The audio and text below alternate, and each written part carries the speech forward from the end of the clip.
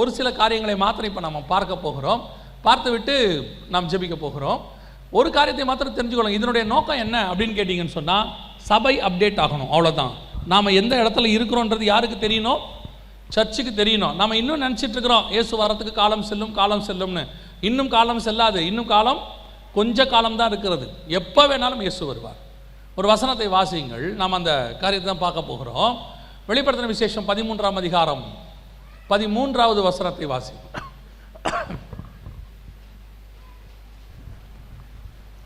அன்றியும் அது மனுஷருக்கு முன்பாக வானத்திலிருந்து பூமி மேல் அக்கினியை இறங்க பண்ணத்தக்கதாக பெரிய அற்புதங்களை நடப்பித்து. நல்லா கவனிங்க. அன்றியும் மனுஷருக்கு முன்பாக வானத்திலிருந்து அக்கினி இறங்கத்தக்கதாக பெரிய அற்புதங்களை நடப்பித்தது. யாரை பற்றி சொல்லப்பட்டிருக்கிறது? இந்த இடத்துல சொல்லப்பட்டிருக்கிறது யாரை குறித்து அப்படின்னு பார்த்தீங்கன்னு சொன்னால், கடைசியாக வரக்கூடியதான ஒரு ராஜ்யம், அரசாங்கம், கிங்டம், பூமியை முழுவதும் தன் கண்ட்ரோலில் எடுக்க போகுது. அதுக்கு ஒரு அடையாளம் என்னென்னா, வானத்திலேருந்து அது அக்னி என்ன செய்ய போகுது? இறக்க போகுது. வானத்திலேருந்து அக்னி இறக்குறதுனா என்ன? ஏன்? முதல்ல ஸ்பிரிச்சுவலி பார்த்துருவோம் ஏன் அப்படின்னு சொல்லி. பழைய ஏற்பாட்டில் இப்படி ஒரு சம்பவம் இருக்குது. 1 ராஜாக்களின் புஸ்தகம் 18ஆம் அதிகாரத்தில் இப்படி ஒரு சம்பவம் இருக்குது. என்ன சம்பவம் அப்படின்னு கேட்டிங்கன்னா, எலியா வானத்திலேருந்து என்ன செய்கிறாரு? அக்னி இறக்குறாரு. அன்னைக்கு பாகால் தீர்க்கதரிசிக்கும் எலியாவுக்குமான ஒரு போட்டி. அதில் எலியா வானத்திலேருந்து அக்கினி இறக்கி, அக்கினியை இறக்குகிறதான தீர்க்கதரிசி எந்த தேவனை சொல்லுகிறாரோ அந்த தேவனே மெய்யான தேவன் அப்படின்னு அர்த்தம். ஸோ அன்னைக்கு பாகால் தீர்க்கதரிசிகளால் அக்கினி இறக்க முடியல. ஆனால் இப்போது கடைசி காலத்தில் 13ஆம் அதிகாரத்தில் வருகைக்கு பின்னாடி வானத்திலேருந்து அக்கினி இறங்க பண்ணத்தக்கதாக பெரிய அற்புதங்களை நடப்பித்து அப்படின்னு இருக்கு. அப்போ என்ன செய்ய போகிறாங்க அப்படின்னு கேட்டிங்கன்னா, வானமானது நம்ம பார்க்குற இந்த வானம், இப்போது நீங்கள் பார்க்குற விமானம் பறக்கிற வானம், சேட்டிலைட் இருக்கிற வானம், இந்த வானத்தை சொல்கிறேன். ஏன்னா யூதருடைய நம்பிக்கையின்படி 7 வானம்.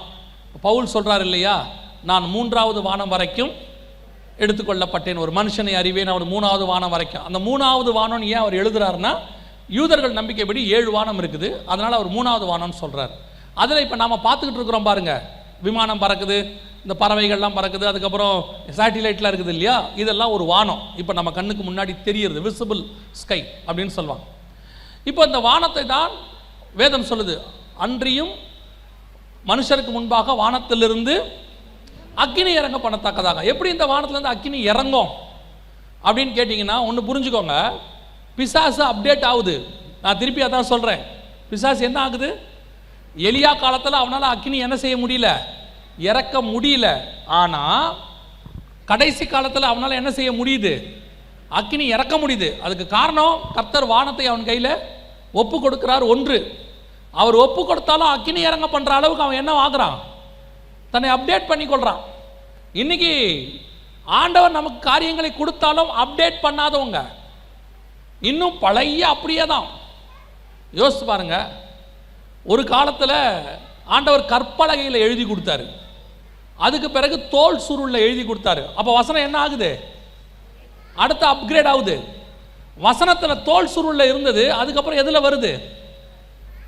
பேப்பரில், தோல் இதில் வருது, புத்தகமாக வருது. இன்னைக்கு நம்மக்கிட்ட பிரிண்டட் வெர்ஷன், அடுத்து டிஜிட்டல் வெர்ஷன். அப்போ வசனம் என்ன ஆகிட்டே வருது?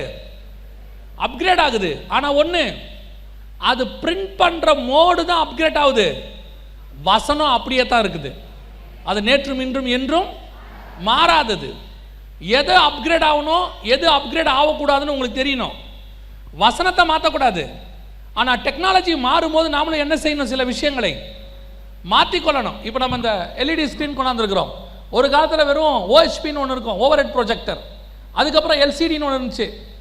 இப்போ இது வந்து நம்ம எல்சிடி ப்ரொஜெக்டர்கிட்ட வந்துட்டோம். இப்போ நார்மல் ப்ரொஜெக்டர்லேருந்து இந்த இதுக்கு வந்துட்டோம். இந்த அப்டேட் வரும், ஆனால் அப்டேட் ஆகும். வசனம் மட்டும் என்ன செய்யாது? அப்படியே தான் இருக்கும். 2000 வருஷத்துக்கு முன்னாடி வசனம் பழசு, இந்த ஜென்ரேஷனுக்கு ஏற்ற மாதிரி வசனத்தை மாற்றணும்னா அது தப்பு. இந்த ஜென்ரேஷனுக்கு சொல்லி கொடுக்கறதுக்கான மோடை மாற்றணும், மீடியாவை மாற்றணும். ஆனால் வசனம் மாறக்கூடாது. வசனம் அப்படியே தான் இருக்கணும். ஏன்னா இயேசு நேற்றும் இன்றும் என்றும் மாறாதவர். அவர் தான் வார்த்தை. அதுவும் மாறாது, இயேசுவும் மாற மாட்டார். இன்னைக்கு என்ன ஆகுது அப்படின்னு கேட்டிங்கன்னா, சபை பல விஷயங்களில் என்ன ஆகலை? அப்கிரேட் ஆகலை. அப்கிரேட் ஆகாதனுடைய விளைவு பிசாசு அப்கிரேட் ஆகிட்டே போகுது. ஒரு காலத்தில் டிவி பார்க்குறது தப்பு, இப்போ டிவி பார்க்குறது தப்பு. ஆனால் என்ன பார்க்குறோன்றது தான் முக்கியம். டிவியை பார்க்குறதுன்றதுல என்ன பார்க்குறோங்கிறது தான் முக்கியம். ஒரு காலத்தில் என்ன சொல்லிட்டாங்க, டிவி தப்பு, அதுக்கு முன்னாடி ரேடியோ தப்பு, ரேடியோவில் பாட்டே கேட்கக்கூடாதுன்னு. ஆனால் உங்களுக்கு தெரியுமா, ரேடியோவில் எம்எல் ஜெபல் சிங் அண்ணனும் டிஜிஎஸ் அங்கிளும் அவங்க பேசின பாடினது மூலமாக அந்த காலத்தில் ஆயிரக்கணக்கானோர் ரட்சிக்கப்பட்டாங்க. எத்தனையோ ஊழியக்காரங்க உருவானாங்க. அதுக்கப்புறம் டிவி வரும்போது டிவி பிசாசு, டிவி வீட்டில் வைக்கக்கூடாது, டிவியை தூக்கி வெளியே போடுங்க அப்படின்னாங்க. இப்போ டிவியில் பேசாத ஊழியக்காரங்களே கிடையாது நாங்கள் விசுவாசியாக இருக்கும்போது. அப்போ எங்களுக்கு அன்னைக்கு அவங்க சொன்னது ஏதோ நல்லதுக்கு தான் சொல்கிறாங்க போலன்னு. ஆனால் இன்னைக்கு டிவி பாருங்க. இப்போ அடுத்து கம்ப்யூட்டர் வரும்போது என்ன சொன்னாங்க, அது 666 கம்ப்யூட்டருக்குள்ளே போகக்கூடாது, எல்லாம் உண்மைதான். ஆனால் இன்னைக்கு இமெயில் ஐடி இல்லாத பாஸ்டர் யாரு, இன்னைக்கு ஸ்மார்ட் போன் இல்லாத ஊழியக்காரர் யார், எவாஞ்சலிஸ்ட் யார், விசுவாசி யார்? இப்போ எல்லார் கையிலும் என்ன இருக்குது, ஸ்மார்ட் போன் இருக்குது. ஸ்மார்ட் போன் இருந்தாலே அதில் உங்களுக்கு RFID ரேடியோ ஃப்ரீக்வன்சியும் உங்களுக்கு தேவையானதான நெட்டும் இருக்குது, கண்டிப்பாக வைஃபையோ மொபைல் டேட்டாவோ. இன்னைக்கு இல்லாதவங்க யார்? அப்போது நாம் இது பிசாசுன்னு ஒதுக்கிடுறோமா? பிசாசு என்ன பண்ணிடுறான், அதன் உள்ள புகுந்து ஜனங்களை எப்படிலாம் வஞ்சிக்கணுமோ உள்ளே வந்துடுறான். அப்புறமா நம்ம ஆளுங்களுக்கு தோணுது, இப்போ பிசாசு உள்ளே புகுந்துட்டான், இது வழியாக ஜனங்களை பிடிக்கிறான், இப்போ நம்மளும் என்ன செய்யணும், உள்ளே போய் ஜனங்களை காப்பாற்றணும்னு. அப்போ யாராவது ஒரு ஊழியக்காரர் துணிஞ்சு உள்ளே வரும்போது அப்புறம் அன்னைக்கு அவரை பயங்கரமாக கரிச்சு கொட்டுவாங்க. அப்புறம் பார்த்தா அதுதான் சரியாக இருக்கும். ஸோ அப்கிரேட் ஆகும்போது எதில் அப்கிரேட் ஆகணும், எதில் அப்கிரேட் ஆகக்கூடாதுன்னு நமக்கு தெரியணும். நீங்கள் உடனே அப்கிரேட் ஆகிறேன்னு சொல்லி இப்போ பாஸ்டர்லாம் வெளிநாட்டில் டிஷர்ட்டும் ஷார்ட்ஸும் போட்டு பிரசங்கம் பண்ணுறாரு, நம்ம பாஸ்டர் அப்படி பண்ணால் நல்லா இருக்கணும், அந்த அப்கிரேடுக்கு போகக்கூடாது. உடனே இப்படி போயிடுறான். உடனே பார்த்தீங்கன்னா இப்போ நிறைய பாஸ்டர்ஸ், இப்போ யூத் பாஸ்டர்ஸ் எல்லாம் ஸ்லீவ்லெஸ் போட்டு வந்து ஷார்ட்ஸ் போட்டு வந்து பிரசங்கம் பண்ணுறாரு. என்னன்னு கேட்டால் இது மாடர்ன் டெக்னாலஜி பாருங்கள், நாளைக்கு எல்லா பாஸ்டரும் போடுவாங்க, போட மாட்டாங்க.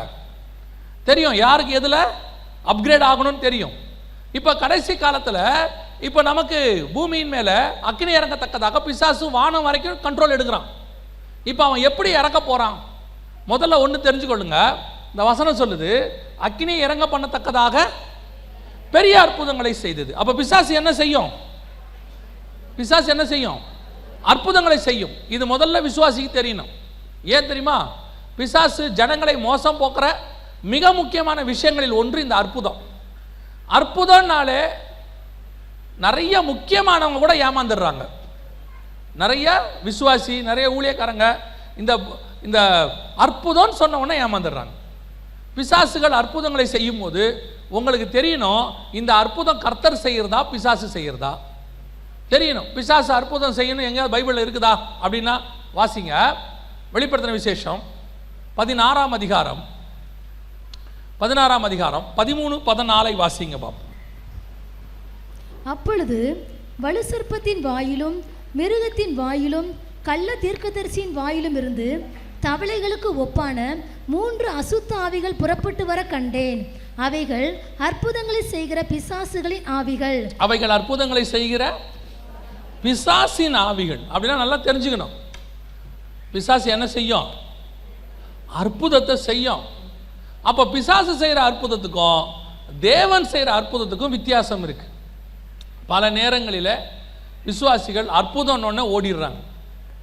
அற்புதம்னு இடத்த தேடி எங்கேயாவது ஒரு இடத்துக்கு ஓடி, யார் அற்புதம் செய்கிறா, அதுவும் இப்போ ஆப்பிரிக்காலேருந்து அற்புதம், கொரியாலேருந்து அற்புதம் அப்படின்ன உடனே அவங்களுக்கு உடனே புறப்பட்டு அற்புதம் நடக்குதான். சமீபத்தில் ஒருத்தர் அப்படி தான் தண்ணியை திராட்சரசமாக மாத்துறேன்னு சொல்லி அந்த சர்ச்சில் நடந்துச்சு.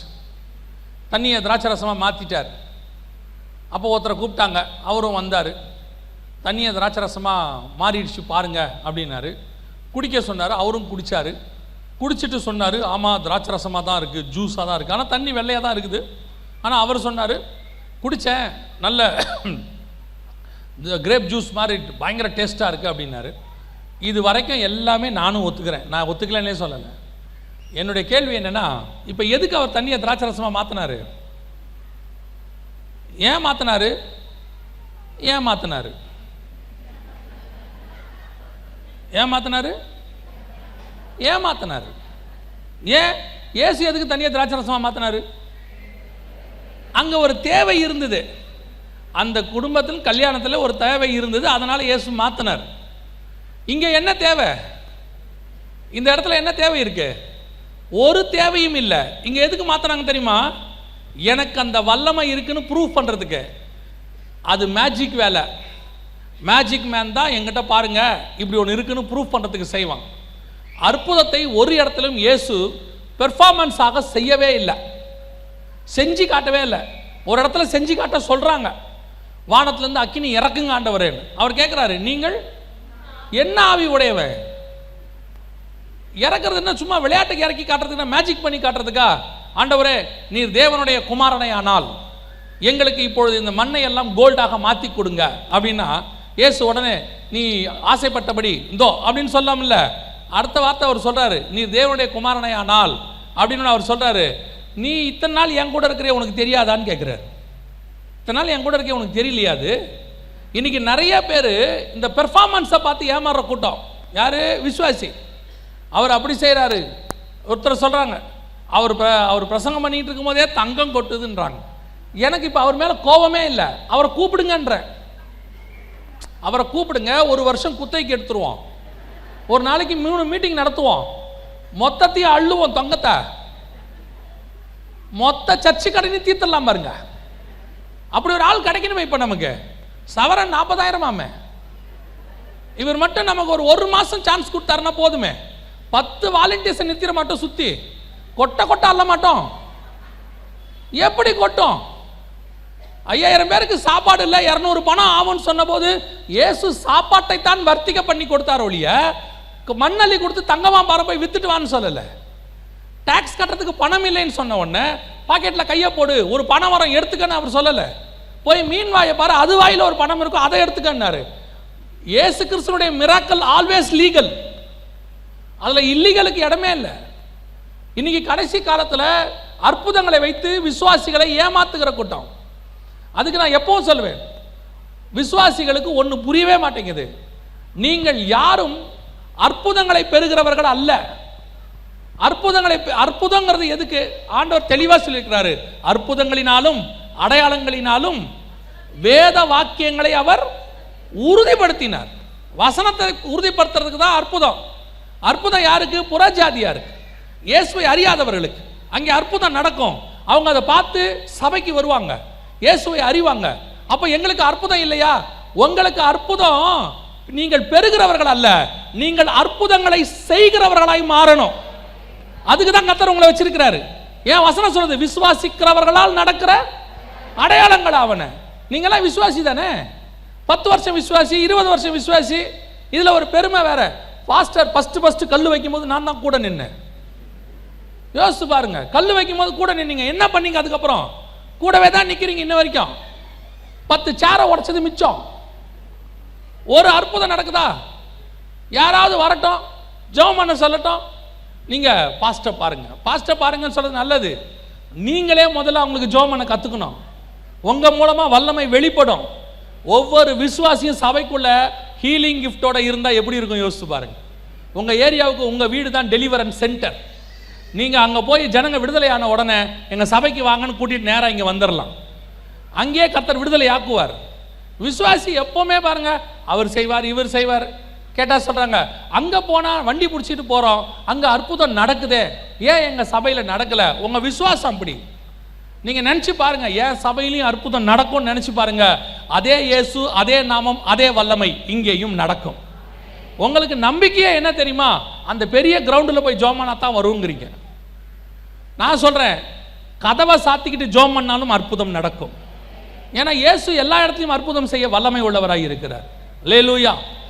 அப்போ அற்புதத்தை பிசாசு செய்தா மனுஷன் செய்கிறானா தேவன் செய்கிறானான்னு பார்க்கணும். அதில் தான் ரொம்ப முக்கியமாக இருக்குது. இப்போ பிசாசு அற்புதங்களை செய்யும். எப்படி செய்யும்? வாசிங்க 2 தெசலோனிக்கேயர் 2ஆம் அதிகாரம் 9வது வசனத்தை வாசிங்க. 2 தெசலோனிக்கேயர் 2ஆம் அதிகாரம் 9வது வசனம். அந்த அக்கிரமக்காரனுடைய வருகை சாத்தானுடைய செயலின்படி சகல வல்லமையோடும் அடையாளங்களோடும் பொய்யான அற்புதங்களோடும். என்ன அற்புதம்? பொய்யான அற்புதங்களோடும். அற்புதம் எப்படி நடக்கும்? கடைசி காலத்தில் அற்புதம் நடக்கும்போது எப்படி நடக்கும்?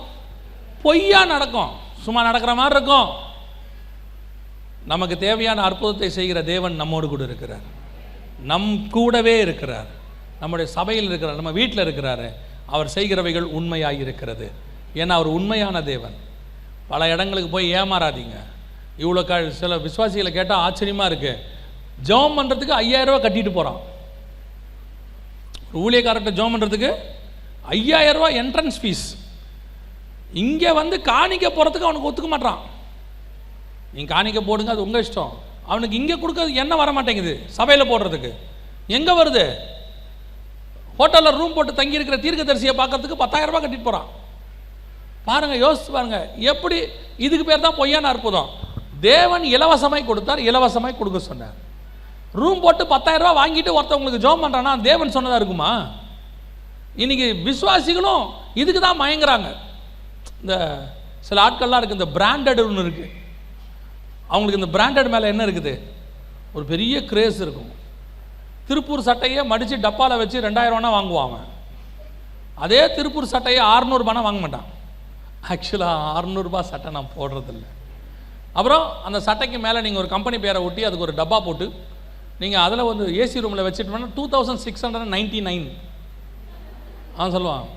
அதான் நான் சொன்னேன் பார்த்தீங்களா? அதே சட்டையை கையில் எடுத்துகிட்டு சொல்லுவான், கிளாத் பாருங்கள் வித்தியாசமாக இல்லை, எப்படா இருக்கும், எப்படி இருக்கும்? அது இருக்காது. பல நேரங்களில் நாம் சில நேரத்தில் ஏமாறுறோம். பிராண்டட் நல்லா இருக்குது, நான் இல்லைன்னு சொல்லலை, ஆனால் பல நேரங்களில் ஏமாற்றப்படுகிறோம். அதே மாதிரி தான் பிராண்டட் ஊழியக்காரங்க இவங்கெல்லாம் போய் ரூம் போட்டு தங்கிக்கிட்டு 5000 ரூபா கட்டினா 10,000 ரூபா கட்டினா தேவன் அப்படி அற்புதம் செய்கிற ஆண்டவரே கிடையாது. பொய்யான அற்புதங்கள் இன்றைக்கி நிறைய நடக்குது, முளைச்சிருக்குது. நான் திருப்பியும் சொல்கிறேன், அற்புதங்களை இது கர்த்தர் செய்ய வேண்டுமானால் உங்கள் வீட்டிலேயே உங்களுக்கு செய்ய வல்லமை உள்ளவராக இருக்கிறார். உங்களுக்கு செய்யணும்னா உங்கள் சபையிலேயே செய்வதற்கு கர்த்தர் வல்லமை உள்ளவராக இருக்கிறார். வண்டி பிடிச்சிக்கிட்டுலாம் எங்கேயும் ஓடாதீங்க. அதுவும் இந்த கடைசி காலத்தில் தயவு செய்து ஓடாதீங்க. அற்புதம் வெளியே புறஜாதியாக இருக்குது, உள்ள உங்களுக்கு. ஆமென். இப்போது பொய்யான அற்புதங்களை நடப்பிக்க போகிறாங்க. அதில் ஒன்று தான் இந்த வானத்திலேருந்து அக்கினியை இறங்க பண்ணுறது. எப்படி இறங்க பண்ண போகிறாங்க அப்படின்னு கேட்டிங்கன்னு சொன்னால், எப்படி இறங்க பண்ண போகிறாங்கன்னா, இதுக்கு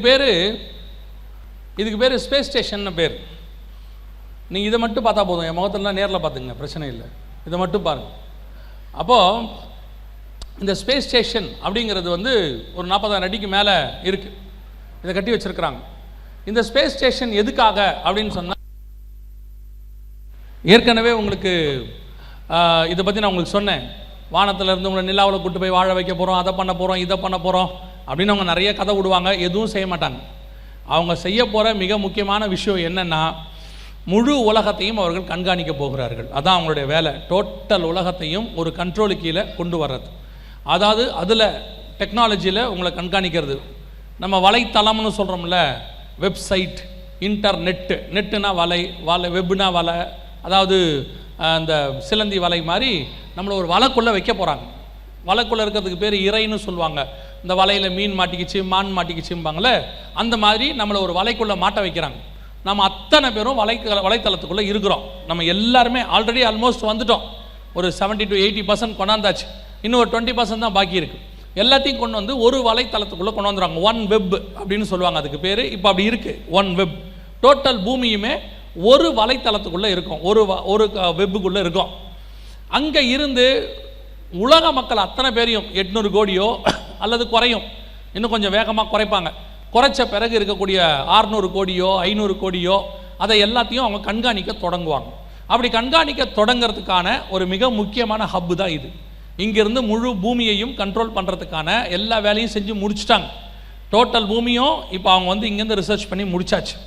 இது அதுக்கான ஒரு வேலை. ரெண்டாவது, இப்போ இந்த மாதிரி இடங்கள்ல இருந்து தான் அவங்க அக்கினியை இறக்க பண்ண போகிறாங்க. ஏன்னா பிசாசால் வானத்துலேருந்து அக்கினி இறங்க பண்ணுற அளவுக்கு வல்லமை கிடையாது. அந்த வல்லமை கர்த்தருக்குரியது. இப்போ அவன் என்ன பண்ண போகிறான்னா, பொய்யான அற்புதங்களை செய்ய போகிறான். பொய்யான அற்புதங்களை செய்யும்போது இந்த இடத்துலேருந்து எப்படி அக்கினி வரும்? நான் சொல்கிறது இந்த இடத்துலேருந்து இல்லை, இந்த மாதிரி இடங்கள்லேருந்து செய்வதற்கான ஒரு வாய்ப்பு. எப்படி அப்படின்னு கேட்டிங்கன்னா, சில வருஷங்களுக்கு முன்பாக கல்பனா சாவ்லான்னு ஒரு அம்மா இருந்தாங்க, அவங்க எல்லாருக்கும் தெரியும். அவங்க வந்து இந்த இடத்துலேருந்து தான் வந்தாங்க. அவங்க கொலம்பியாங்கிற விண்வெளி ஓடத்தில் இங்கேருந்து தான் வந்தாங்க. வந்தபோது பூமத்திய ரேகைக்குள்ளே நுழையும் போது வெடித்து செதறிடுச்சு அந்த விண்வெளி ஓடம், ஸ்பேஸ் ஷட்டில். அது வெடித்து செதறின உடனே அவங்க இறந்துட்டாங்க. அவங்க கூட போன 6 பேருமே இறந்துட்டாங்க. எதனால் இது நடந்துச்சு அப்படின்னு கேட்டிங்கன்னா, நம்ம பூமியை சுற்றிலும் ஆண்டவர் வந்து பாதுகாப்பு வளையம் கொடுத்துருக்கிறார்.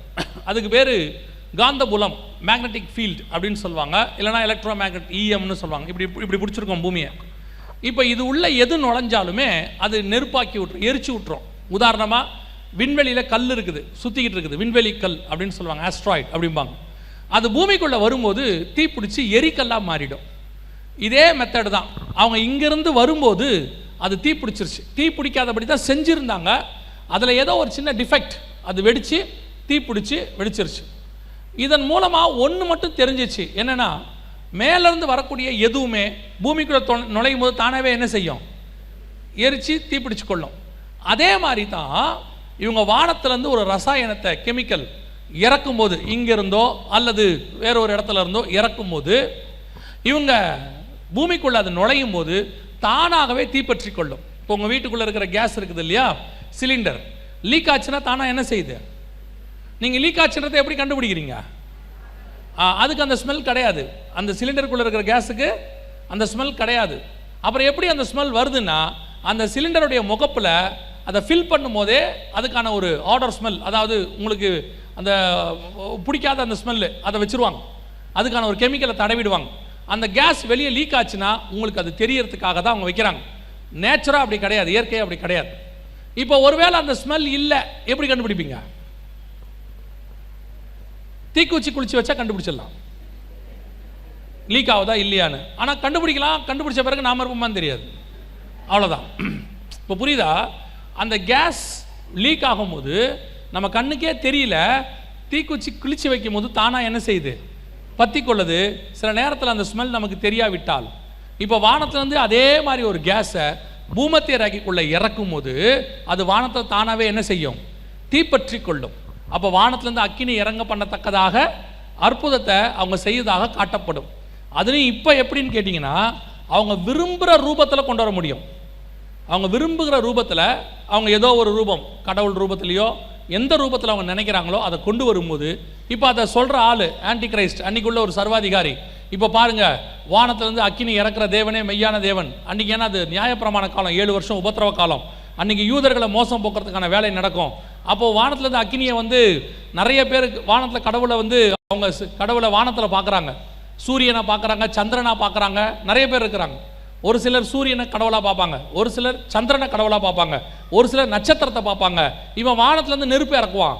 இந்த வானத்தில் கடவுளை தேடுற எல்லாரும் அவனை ஏற்றுக்கொள்வாங்க. வானத்துலேருந்து அப்படி நெருப்பு இறங்கும் போது, அவன் சொல்கிற ரூபத்தில் அது இறங்கும் போது பொய்யான அற்புதம் நடக்கும். ஆனால் ஜனங்கள் எல்லாரும் என்ன செய்வாங்க, நம்புவார்கள். பத்தாவதுக்கு அந்த 7 வருஷத்தில் சபை இருக்காது இதெல்லாம் எடுத்து சொல்கிறதுக்கு. உண்மையான சபை என்ன செஞ்சிடும், ஆவிக்குரிய சபை, அதாவது கர்த்தரை உண்மையாக தேடுகிற சபை போயிடும். மற்றவங்க இருப்பாங்க, இங்கே தான் பிரச்சனை இல்லை, அவங்கள பற்றி ஒரு ப்ராப்ளம் இல்லை. உண்மையாக இருக்கிறவங்க போயிடுவாங்க. அப்போ இதை எடுத்து சொல்கிறதுக்கும் ஆள் இருக்காது. கூடுமானால் தெரிந்து கொள்ளப்பட்டவர்களையும் வஞ்சிக்கிற காலம் அது. இப்போ வானத்துலேருந்து அக்கினி இறங்கத்தக்கதாக இந்த ஸ்பேஸ் ஷட்டில் மேலே, ISS இன்டர்நேஷ்னல் ஸ்பேஸ் ஸ்டேஷன் ரெடியாக இருக்குது. சரி, இப்படி ஒரு சம்பவம் நடக்கும், இப்படி மேலே இருக்குது, இப்படி வானத்தில் இப்படி ஒன்று இருக்குது அப்படின்னு பைபிள் சொல்லுதா அப்படின்னு கேட்டிங்கன்னா, வாசிங்க ஒபதியாவின் புஸ்தகம் 4வது வசனத்தை வாசிங்க. ஒபதியாவின் புஸ்தகம் 4வது வசனம். ஒபதியாலாம் கண்டுபிடிக்கிறது கொஞ்சம் கஷ்டம் இல்லை, பெரிய தீர்க்கதரிசியாக இருந்தால் உடனே கண்டுபிடிச்சிடலாம். நீ கழுகை போல உயர போனாலும் நீ நட்சத்திரங்களுக்குள்ளே, இது வரைக்கும் கரெக்டாக நிறைவேறிச்சு தீர்க்க தரிசனம். ஒபதியா 4, நீ கழுகை போல உயர போனாலும் போயாச்சு. நீ நட்சத்திரங்களுக்கு நடுவே உன் கூட்டை கட்டினாலும் கட்டியாச்சு. ஆண்டவர் ஏசாவுக்கு சொன்னது.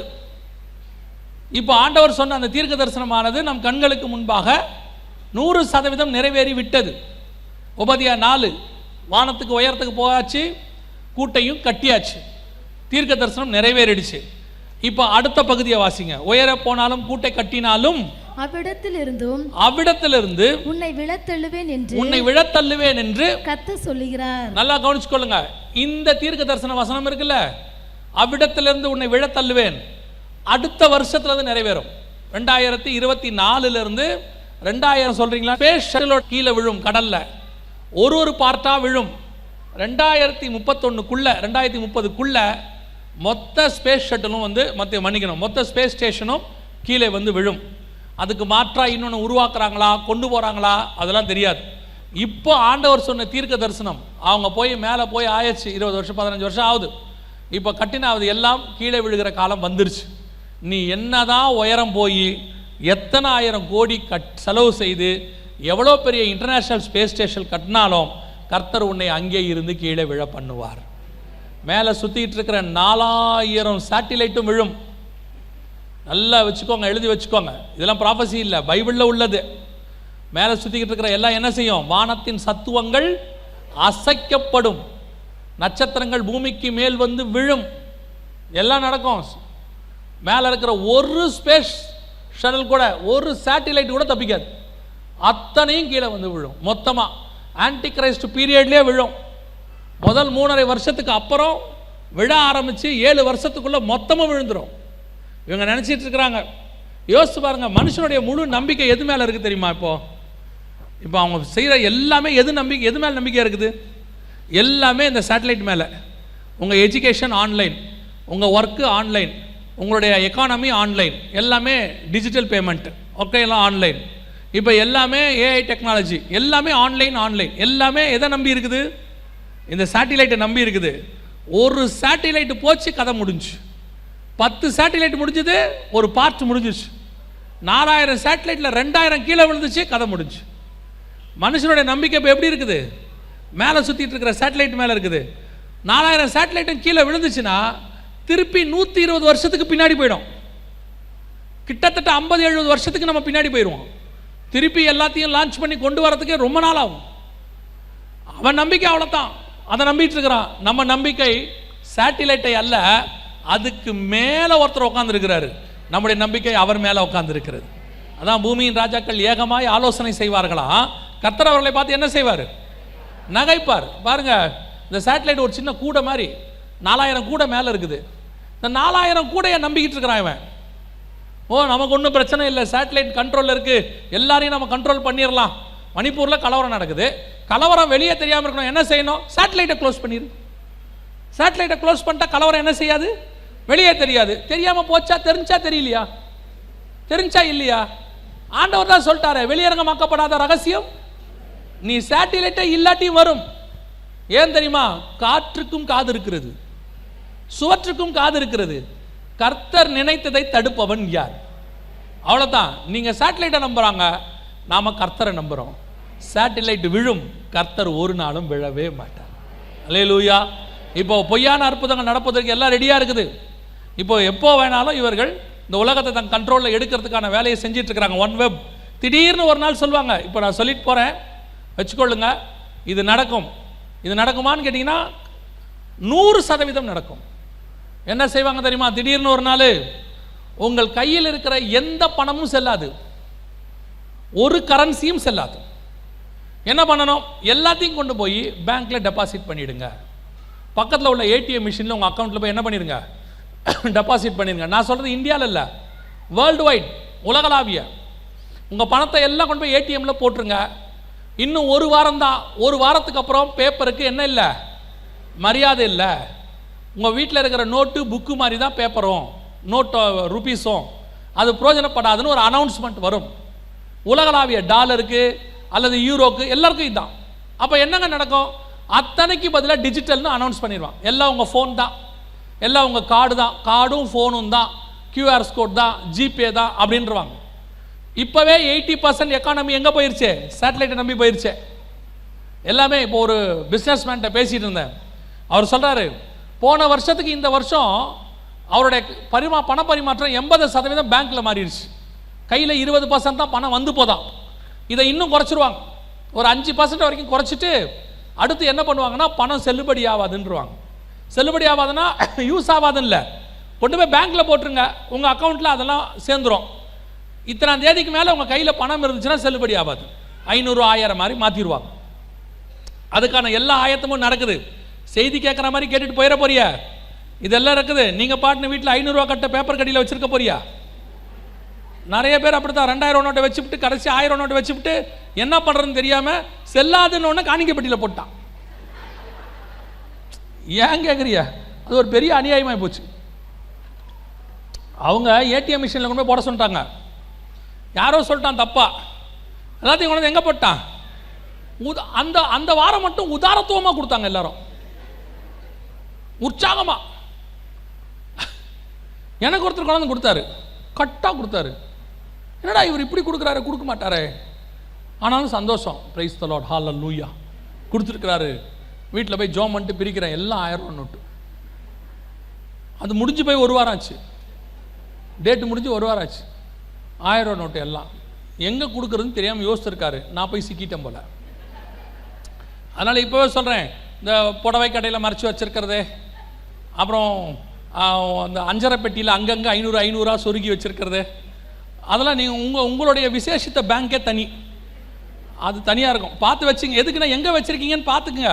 அப்புறம் டேட்டு முடிஞ்ச பிறகு எடுத்துகிட்டு போய் போட்டால் ஒத்துக்க மாட்டாங்க. அதனால் சொல்கிறேன், இப்போது எல்லாமே சேட்டலைட் கனெக்ஷனுக்கு போயிட்டுருக்குது. இனி அடுத்த சில, நான் சொல்கிறதெல்லாம் ரொம்ப வருஷம் செல்லாது, ரொம்ப வருஷம் செல்லாது. அடுத்த வருஷம் நடந்தாலும் ஆச்சரியப்படுறதுக்கு இல்லை, அடுத்த வருஷமே நடந்தாலும் ஆச்சரியப்படுறதுக்கு இல்லை. ஸோ நம்ம கண்ணுக்கு முன்னாடி ஆண்டவர் சொன்னபடி துல்லியமாக வானத்தில் கூடு கட்டியாச்சு. இப்போ பொய்யான அற்புதங்கள் செய்வதற்கு எல்லாம் ரெடியாகி விட்டது. இப்போ இன்னொரு மிக முக்கியமான விஷயத்தை பார்க்க போகிறோம். இந்த வருஷம் இனி அடுத்து டோட்டல் உலகத்தையுமே கண்ட்ரோல் பண்ண போகிற விஷயம். வாசிங்க, வெளிப்படுத்தின விசேஷம் 13ஆம் அதிகாரம் 15வது வசனத்தை வாசிங்க. வெளிப்படுத்தல் 13:15 வாசிங்க. மேலும் அம்மிருகத்தின் சொரூபம் பேசத்தக்கதாகவும் மிருகத்தின் சொரூபத்தை வணங்காத யாவரையும் கொலை செய்யத்தக்கதாகவும் மிருகத்தின் சொரூபத்திற்கு ஆவியை கொடுக்கும்படி அதற்கு சத்துவம் கொடுக்கப்பட்டது. இதில் மிக முக்கியமாக சில காரியங்களை நாம் பார்க்கணும். என்ன அப்படின்னு கேட்டிங்கன்னா, மேலும் மிருகத்தின் சொரூபம் பேசத்தக்கதாகவும், மிருகத்தின் சொரூபத்திற்கு, சொரூபம்னா சிலை, மிருகத்தின் சொரூபம் பேசத்தக்கதாக. சிலை பேசுமா அப்படிங்கிறது தான் கேள்வி. இதுவரைக்கும் வரலாற்றில் சிலை பேசினதுக்கான ரெஜிஸ்ட்ரேஷன் எங்கேயுமே இல்லை. சிலை பேசுச்சின்னு இல்லை, அழுதுச்சின்னு இருக்குது, பால் குடிச்சிச்சின்னு இருக்குது, அப்புறம் கண்ணீர் வடிச்சிச்சின்னு இருக்குது, ரத்த கண்ணீர் வடிச்சதெல்லாம் இருக்குது, எல்லாமே இருக்குது. ஆனால் அதெல்லாமே பின்னாட்களில் எதனாலங்கிறத சயின்டிஃபிக்கலி ப்ரூஃபும் பண்ணிட்டாங்கன்னு வச்சுக்கோங்களேன். இது வரைக்கும் பேசினதாக ஏதாவது இருக்கா அப்படின்னு கேட்டிங்கன்னா இல்லை, இது வரைக்கும் சிலை பேசினதாக சொல்லப்படவே இல்லை. ஏன் அப்படின்னு கேட்டிங்கன்னா, நம்ம ஆண்டவர் தெளிவாக சொல்லியிருக்கிறார் யாத்திராகமத்தில், சிலை என்ன செய்யாது, பேசாது. அது கண்ணிருந்தும் காணாது, மூக்கிருந்தும் அது சுமக்கப்பட வேண்டும், அது நடக்காதுன்னு ஆண்டவர். அப்படி இருக்கும்போது சிலை கண்டிப்பாக என்ன செய்யாது, ஆண்டவர் பேசாதுன்னா அது என்ன செய்யாது, பேசாது. அதே ஆண்டவர் தான் வெளிப்படுத்தல் 13:15 சொல்கிறாரு, மேலும் மிருகத்தின் சொரூபம் பேசத்தக்கதாகவும். சிலை என்ன செய்யுமா, பேசும். ரெண்டாவது, அந்த சிலை என்ன செய்யும், பேசத்தக்கதாகவும் தன்னை வணங்காத யாவரையும். அப்போ என்ன செய்ய போது, சிலை கொலை செய்ய போது, பார்க்கவும் போது கொலையும் செய்ய போது. ஒன்று பேச போது, ரெண்டாவது எல்லாரும் தன்னை வணங்குறாங்களான்னு பார்க்க போது, தன்னை வணங்காதவங்களை என்ன செய்ய போது, கொலை செய்ய போது. அதுக்கு அடுத்து சொரூபத்திற்கு ஆவியை கொடுக்கும்படி அதற்கு, அதாவது சொரூபத்திற்கு ஆவி அப்படின்னா என்ன அர்த்தம் அப்படின்னு கேட்டிங்கன்னா, அதுக்கு பவர், அதுக்காகவே அதுவாகவே செயல்படக்கூடியது. சிலை தன்னை வணங்காத யாவரையும் கொலை செய்யத்தக்கதாக மிருகத்தின் சொரூபத்திற்கு ஆவியை கொடுக்கும்படி சத்துவம் கொடுக்கப்பட்டது. அதுவே யோசித்து எல்லாம் செய்யக்கூடியதான பவர். அதுவே கொலை பண்ணும், வணங்குறாங்களா வணங்கலையான்னு பார்க்கும். இந்த வசனத்தினுடைய ஸ்பெஷாலிட்டி என்னன்னு கேட்டிங்கன்னா, இந்த வசனம் எழுதப்பட்டு 1900 வருஷம் ஆகுது. பத்மு தீவில் வைத்து யோவானுக்கு கொடுக்கப்பட்டது. ஏன்னா வெளிப்படுத்தல் 1 அப்படி தான் சொல்லுது. கிட்டத்தட்ட 1900 வருஷத்துக்கு முன்னாடி மனிதனுடைய கற்பனைக்கே தோன்றாத ஒரு விஷயம் அது. ஆனால் ஆவியானவர் யோவானுக்கு காட்டுகிறார். ஏன்னா இயேசு சொல்லும் போது என்ன சொல்கிறார் யோவான்ட்ட, நீ காண்கிறவைகளையும் கேட்கிறவைகளையும் எழுதுன்னார். அப்போ அவர் பார்க்குறார், பார்த்தா சிலை என்ன செய்யுது, பேசுது. சிலை பேசுமா அப்படின்னு கேட்டிங்கன்னா, நாம் சிலையை இது வரைக்கும் பல மெட்டல்ஸில் பார்த்துருக்குறோம். கோல்டு, சில்வரு, இந்த மாதிரி களிமண் அப்படிலாம் பார்த்துருக்குறோம். இது பாருங்க, இது ஒரு சிலை.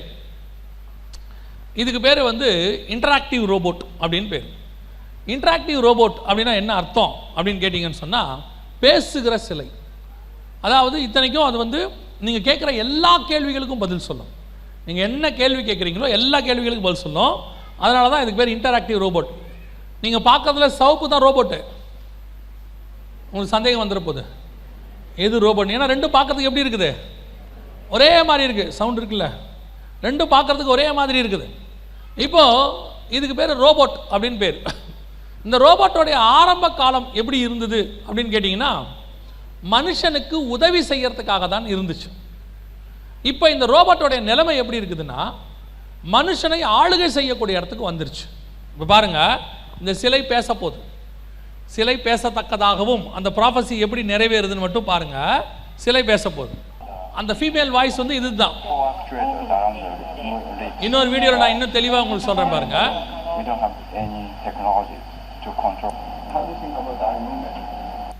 இதுக்கு பேர் வந்து அசிமோ டெக்னாலஜின்னு பேர்.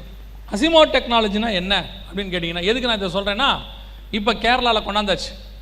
கேரளாவுடைய போலீஸ் டிபார்ட்மெண்ட்டில் இப்போ இதை கொண்டாந்து சேர்த்துட்டாங்க. இந்த அசிமோ டெக்னாலஜினா என்னென்னா, நீங்கள் கேட்கிற கேள்விகளுக்கு எல்லாத்துக்கும் பேசக்கூடியதான ரோபோட். அது கண் இமைக்கிறது எல்லாமே பார்த்தீங்கன்னா 100% மனுஷனை போலவே இருக்கும். இந்த ரோபோட் ஆரம்பத்தில் எதுக்காக கொண்டு வரப்பட்டது அப்படின்னு பார்த்தீங்கன்னு சொன்னால், மனுஷனுக்கு உதவி செய்வதற்காக தான் கொண்டு வரப்பட்டது. இதில் ஹோட்டல்ஸில் வேலையில், அப்புறம் வந்துட்டு நம்ம ஸ்கூல்ஸில் டீச்சராக, அப்புறம் வந்துட்டு வீட்டு வேலைக்கு, இப்படி தான் கொண்டு வந்தாங்க. ரோபோட்டை கொண்டு வந்தாங்க. கொண்டு வந்துட்டு இப்போ இந்த ரோபோட்டோடைய அடுத்த வேர்ஷன் இப்போ உருவாகிட்டு இருக்குது. கொஞ்சம் கொஞ்சமாக இந்த ரோபோட்டோடைய வேர்ஷன் என்ன செய்யுது, அடுத்த லெவலுக்கு போயிட்டுருக்குது. எந்த லெவலுக்கு போகுது அப்படின்னு கேட்டிங்கன்னு சொன்னால், மனுஷனை கண்ட்ரோல் பண்ணக்கூடியதான இது வந்து ஏஐ ப்ரொஃபஸர். இது அமெரிக்காவில் இருக்குது. காலேஜில் போய் பேசுது ஸ்டூடெண்ட்ஸ். நெக்ஸ்ட் செமஸ்டர் ஹார்வர்ட் யூனிவர்சிட்டியில் இதான் இப்போ ப்ரொஃபஸராக இருக்குது. ஃபுல்லாக இது வந்து இப்போது சும்மா வச்சுருக்குறாங்க. இப்போ ஃபுல்லாக ஸ்கின் போட்டுருவாங்க. ஸ்கின் போட்டாங்கன்னா இது ப்ரொஃபஸராகவே இருக்கும். அப்படியே இது அந்த சப்ஜெக்டில் கேட்குற எல்லா கேள்விக்கும் பதில் சொல்லும். ஒரு சாதாரண ப்ரொஃபஸரை விட அறிவாளி. எப்படின்னு கேட்டிங்கன்னா, ஒரு சாதாரண ப்ரொஃபஸர் என்ன பண்ணுவார், அவர் வாழ்நாளில் படிச்சுட்டு வந்த அவருடைய புத்தகங்கள் மட்டும்தான் அவருக்கு ஞாபகத்தில் இருக்கும். ஆனால் இது அப்படி இல்லை. அந்த சம்மந்தப்பட்ட எல்லா புத்தகத்தையும் இதுக்குள்ளே ஸ்டோர் பண்ணியிருப்பாங்க. அது சம்மந்தப்பட்ட உலகத்தில் இருக்கிற எல்லா புத்தகத்தையும் டேட்டாவாக ஏற்றியாச்சு. அப்போ இது எல்லாத்துக்கும் பதில் சொல்லும். எப்படி சொல்லும், அரை செகண்டுக்குள்ளே உங்களுக்கு பதில் சொல்லும். கேட்ட கேள்விக்கு அடுத்த செகண்டில் பதில் சொல்லும். அந்த அளவுக்கு ஸ்பீட். இப்போ அது ஹார்வர்ட் யூனிவர்சிட்டியில் கொண்டாந்துருக்குறாங்க. இதெல்லாம் இப்போ வந்து ஹெல்ப் பண்ணுறது நம்ம இடத்துக்கு அப்படியே கொஞ்சம் கொஞ்சமாக வந்துக்கிட்டு இருக்குது. டாக்டர்ஸ் கொண்டாந்துட்டாங்க அதே மாதிரி. ஆனால் இப்போ இது பாருங்கள், இது சவுண்டு வேண்டாம். இது துபாயில் ஷாப்பிங் மாலில் போலீஸாக இருக்குது. இங்கே பாருங்கள், பின்னாடி இருக்கிற போலீஸு ஃபோன் பேசிகிட்டு இருக்கிறாரு.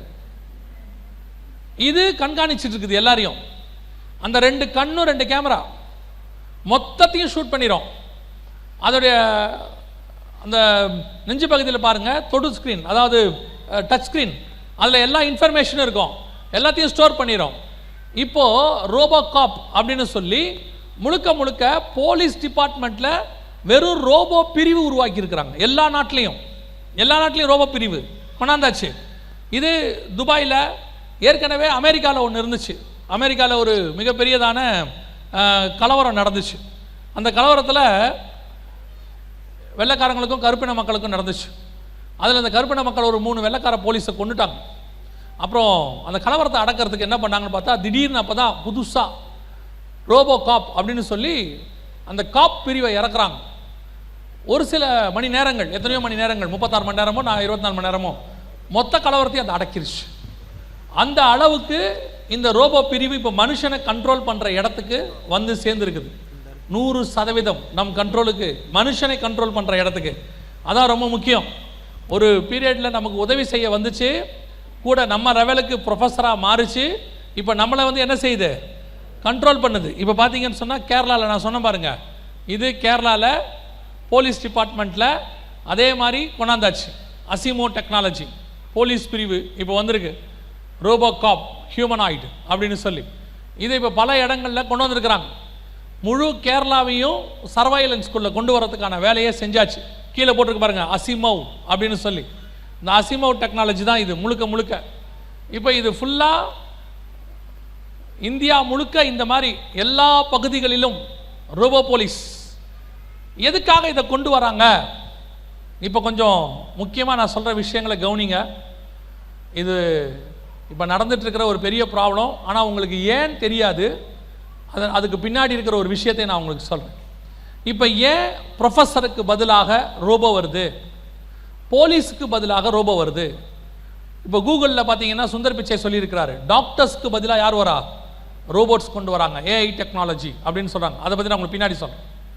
ஏன் இதெல்லாம் வருது? இது ஒரு பக்கம் வந்துக்கிட்டே இருக்குது. இன்னொரு பக்கம் பேப்பரில் பார்த்துக்கிட்டே இருக்கீங்களா, ஒவ்வொரு கம்பெனிலையும் 10,000 பேர் வேலையை விட்டு தூக்குறாங்க, ஒரு கம்பெனிலையும் 5,000 பேர் வேலை. இப்போ குறிப்பிட்ட இந்த 6 மாதத்துக்குள்ளே மட்டும் எத்தனையோ லட்சம் ஜாப்ஸ் போயிருச்சு, எத்தனையோ லட்சம் ஜாப்ஸ் வேலை போயிட்டே இருக்குது. என்ன செய்யறதுனே தெரில, ஜனங்களுக்கு தெரில. நேற்று ஒருத்தர் ஒரு பெரிய கம்பெனியிலேருந்து ஒரு மிக முக்கியமான ஒருத்தர் பேசிகிட்டு இருந்தார். பேசிகிட்டு இருக்கும்போது அவர் என்கிட்ட ஒரு வார்த்தை சொல்கிறாருங்க, ஆட்கள்னு சொல்லலன்றாங்க. வேற ஒரு ரீசனும் இல்லை, உங்கள் எல்லாருக்கும் பதிலாக ரோபோட்டை கொண்டு வர போகிறாங்க. எல்லா வேலைக்கும் மாற்றாக எது வரப்போகுது? ரோபோட் வரப்போகுது. ஏன் ரோபோட்டை கொண்டு வராங்க அப்படின்னா 3 முக்கியமான சம்பளம் கிடையாது, உலகத்தின் வளம் என்ன செய்யாது, பாதிக்கப்படாது. 3வது, மனிதன் இனப்பெருக்கம் செய்கிறான். 800 கோடி மக்கள் வந்துட்டாங்க. இப்போ 800 கோடி மக்களை அடுத்த 1000 கோடியாக போகும். இதை கட்டுப்படுத்துறதுக்கு மனுஷனுக்கு பதிலாக யாரை கொண்டு வராங்க? ரோபோட்டை கொண்டு வந்தாச்சுன்னா சம்பளம் கிடையாது, சாப்பாடு கிடையாது, இனப்பெருக்கம் கிடையாது. இதுக்கு தேவையெல்லாம் மின்சார சக்தி, அதை சூரியன்லேருந்து டைரெக்டாக எடுத்துக்கலாம், அவ்வளோதான். இதை தேவையான போது யூஸ் பண்ணிக்கலாம், தேவையில்லாத போது ஆஃப் பண்ணி வச்சுக்கலாம். இதுதான் அவங்க பிளான். நான் சொல்கிறது உங்களுக்கு எப்போ தெரியும்னு உங்களுக்கு சொல்கிறேன், கவனிங்க. இன்னும் இந்த வருஷமோ அடுத்த வருஷமோ நம்ம நாளன்னைக்கு கர்த்தருக்கு சித்தமானால் அதை பற்றி நம்ம பார்க்க போகிறோம். ஒரு சில யுத்தம் தொடங்கும், மிகப்பெரிய வார் ஸ்டார்ட் பண்ணுறதுக்கு எல்லாம் ரெடி பண்ணிட்டாங்க. இப்போ நீங்கள் சும்மா போய் பாருங்கள், எல்லா நாடும் அவங்களுடைய மிலிட்ரியை கொண்டு வந்து எல்லையில் நிறுத்திட்டாங்க. சைனா உட்பட, ரஷ்யா உட்பட, யூஎஸ் உட்பட எல்லாரும் நிறுத்தியாச்சு. இந்த வார் ஸ்டார்ட் பண்ணுவாங்க. இந்த வாரில் மிகப்பெரிய அளவில் உயிர் சேதம் ஏற்பட்ட பிறகு அந்த மக்களுக்கு அப்படியே ஆல்டர்னேட்டாக இந்த ரோபோட்டை கொண்டாந்துருவாங்க. உயிர் சேதம்னா சாதாரண உயிர் சேதம் இல்லை, நான் அதை நாளன்னைக்கு உங்களுக்கு நான் சொல்கிறேன், பைபிள்லேயே அதை பற்றி சொல்லியிருக்கு. ஸோ இப்போ அதுக்கு தான் இந்த டெக்னாலஜியை மேலே கொண்டு வராங்க. எல்லா டிபார்ட்மெண்ட்லேயும், விவசாயத்தில் ஆரம்பித்து, ஹோட்டலில் ஆரம்பித்து, சர்வரில் ஆரம்பித்து, டாக்டர் வரைக்கும் கொண்டு வராங்க ரோபோட்டை ஆல்டர்னேட்டாக. டீச்சர்ஸு, டாக்டர்ஸு, இராணுவம், போலீஸு எல்லாத்துலேயும் கொண்டு வராங்க. அத்தனையிலையும் என்ன ரீசன்? ஒரு பக்கம் இதை கொண்டு வந்துக்கிட்டே இருக்காங்க, ஒரு பக்கம் மனுஷனை வேலையை விட்டு தூக்கிக்கிட்டே இருக்கிறாங்க. நீங்கள் இது தனியாக பார்க்குறீங்க. இது ரெண்டுத்துக்கும் நடுவில் ஒரு மிகப்பெரிய கனெக்ஷன் இருக்குது. உலகம் ஒரு மோசமான இடத்துக்கு போகுது. ஆண்டவர் சொன்ன கடைசி காலத்தினுடைய மிக முக்கியமான இடத்துக்கு போகுது. அப்படி போகிறதுக்கு முன்னாடி இந்த வெளிப்படுத்தல் 13-15 ஆல்டர்னேட் பண்ணோம். இப்போ பாருங்க, இந்த ரோபோட்டு தான் முழு உலகத்தையும் கண்ட்ரோல் பண்ண போதுங்கிறதுக்கான ஒரு ஆதார வசனம் இருக்குது. வாசிங்க, யோவேல் தீர்க்க தரிசன புஸ்தகம், யோவேல் தீர்க்க தரிசன புஸ்தகம் 2ஆம் அதிகாரம், யோவேல் 2. நான் சொல்கிற வசனத்தை வாசிச்சுட்டே வாங்க. 5வது வசனம் வாசிங்க. அவைகள் ஓடுகிற ரதங்களின் இரைச்சல் போலவும், செத்தைகளை எரிக்கிற அக்னி ஜுவாலையின் இரைச்சல் போலவும், யுத்தத்துக்கு ஆயத்தப்படுத்தப்பட்ட பலத்த ஜனத்தின் இரைச்சல் போலவும் பர்வதமுடைய சிகரங்கள் மேல் குதிக்கும். அவைகளுக்கு முன்பாக ஜனங்கள் நடுங்குவார்கள், எல்லா முகங்களும் கருகி போகும். அவைகள் பராக்கிரமசாலிகளை போல ஓடும், யுத்த வீரரை போல மதிலேறும். வரிசைகள் பிசகாமல் ஒவ்வொன்றும் தன் தன் அணியிலே செல்லும். வாசிங்க. ஒன்றை ஒன்று நெருங்காது, ஒவ்வொன்றும் தன் தன் பாதையிலே செல்லும். அவைகள் ஆயுதங்களுக்குள் விழுந்தாலும் காயப்படாமற் போகும். அவைகள் பட்டணம் எங்கும் செல்லும், மதிலின் மேல் ஓடும், வீடுகளின் மேல் ஏறும், பலகனி வழியாய் திருடனை போல உள்ளே நுழையும். அவைகளுக்கு முன்பாக பூமி அதிரும், வானங்கள் அசையும், சூரியனும் சந்திரன் இருண்டு போகும், நட்சத்திரங்கள் ஒளி மழுங்கும். அப்படியே இருக்கும் ரோபோட் பிரிவு. ஒரு ரோபோட்டிக்ஸில் ஏஐ டெக்னாலஜியோட ஒரு மிலிட்ரி ஆர்மி. இதான் அந்த ஆர்மி. கவனிங்க, இதுதான் அந்த ஆர்மி. இப்போ ரெடியாக இருக்குது மிலிட்ரி ஆர்மி.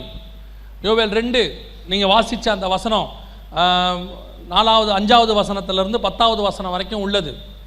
ரெடி, ஒரு ஆர்மி ரெடியாக இருக்குது. இது மனுஷனை எந்த விதத்திலும் பார்க்க போகிறதே கிடையாது. அதாவது மனுஷனை என்ன செய்யாது, பார்க்காது. இப்போது போலீஸ்காரர் வராரு, ஒரு குரூப்பு கலவரம் பண்ணுறாங்க, லட்டி வாங்குறாரு. சார் வேணாம் சார்னா அவர் என்ன பண்ண போகிறாரு, ஓடு ஓடு அப்படின்றவாரு, அடிக்க மாட்டார். இது அப்படிலாம் செய்யாது. ஓகன லட்டியை இறக்கிட்டு தான் நிறுத்தம். யாராக இருந்தாலும் அடிக்கும், ஈவிரக்கமே இருக்காது. அதான் இங்கே வசனம் சொல்லுது, அவைகள் பராக்கிரமசாலிகள் ஓடும், ஒரு யுத்த வீரரை போல மதிலேறும், வரிசை பிசகாமல் செல்லும், ஒவ்வொன்றும் தன் அணியிலே செல்லும், அவைகளுக்கு முன்பாக ஜனங்கள் நடுங்குவார்கள், எல்லா முகமும் கருகி போகும். யோவேல் 2:5-10 நம்ம கண்ணுக்கு முன்னாடி கில்லிங் ரோபோட்ஸ். இப்போ பார்த்தீங்கன்னா இராணுவத்தில் எல்லாத்தையும் கொண்டாந்தாச்சு. இராணுவத்தில் கொண்டாந்து இதை நிறுத்தி இருக்கிறாங்க. சைனாவுடைய பார்டரில் ஏஐ ரோபோட் சோல்ஜர்ஸ் எல்லாம் ரெடி, இப்போ கொண்டாந்து நிறுத்தியாச்சு. ஒவ்வொரு நாடும் ரோபோட்டிக் பிரிவு கொண்டாந்து ஏஐ டெக்னாலஜியோட கூட கொண்டு வந்து நிறுத்தி இருக்கிறாங்க. கொலை செய்கிற ரோபோட்டுகள் ரெடி. தன்னை வணங்காத யாவரையும் என்ன செய்யுமா, கொலை செய்யும். இப்போ நம்ம கண்ணுக்கு முன்னாடி கொலை செய்கிற ரோபோட்டுகள் வந்து தெளிவாக இருக்கிறது. எங்கே போனீங்கனாலும் இதை பார்க்க முடியும். வேதம் சொன்னபடியே துல்லியமாய் தீர்க்க தரிசனம் நம் கண்களுக்கு முன்பாக வெளிப்படுத்தல் 13:15 100% நிறைவேறி கொண்டிருக்கிறது. இப்போ பாருங்க, இப்போ ஆண்டவர் சொன்ன முதல் பகுதி, இப்போ நான் சொன்னல அது பேசுமாம் அந்த சவுண்ட், இப்போ கிளியரா கேட்குற இன்னொரு வீடியோவில் சொன்னல பாருங்க.从13届全国人大2次会议新闻中心获悉，参加此次会议的境外代表团已全部抵京，大会各项准备工作已经就绪。2日7时20分左右，出席13届全国人大2次会议的黑龙江代表团抵达北京站。இது பெண், இது ஆண், அது பெண். English artificial intelligence anchor. This is my very first day in Xinhua News Agency. My voice and பேச ஆரம்பிச்சாச்சு, பார்க்க ஆரம்பிச்சாச்சு. அடுத்து என்ன செய்ய தொடங்கியாச்சு, கொலை செய்கிற ரோபோட்டுகளும் வர தொடங்கிருச்சு. அதில் முதல் கொலையும் நடந்துருச்சு. இங்கே இருக்குது பாருங்க, இதான் முதல் கொலை. இந்த பக்கம் இருக்குது பாருங்க, இதான் முதல் கொலை. அந்த பக்கம் இருக்குது.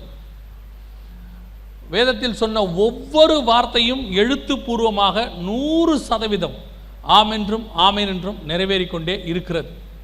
ஆண்டவர் சொன்னபடியே நம்ம காலத்தில் தான் இது நடக்குது. 1990களில் 80களில் இந்த ரோபோட்டை பற்றி ஆரம்பித்தாங்க. அது சாதாரணமாக வந்துச்சு.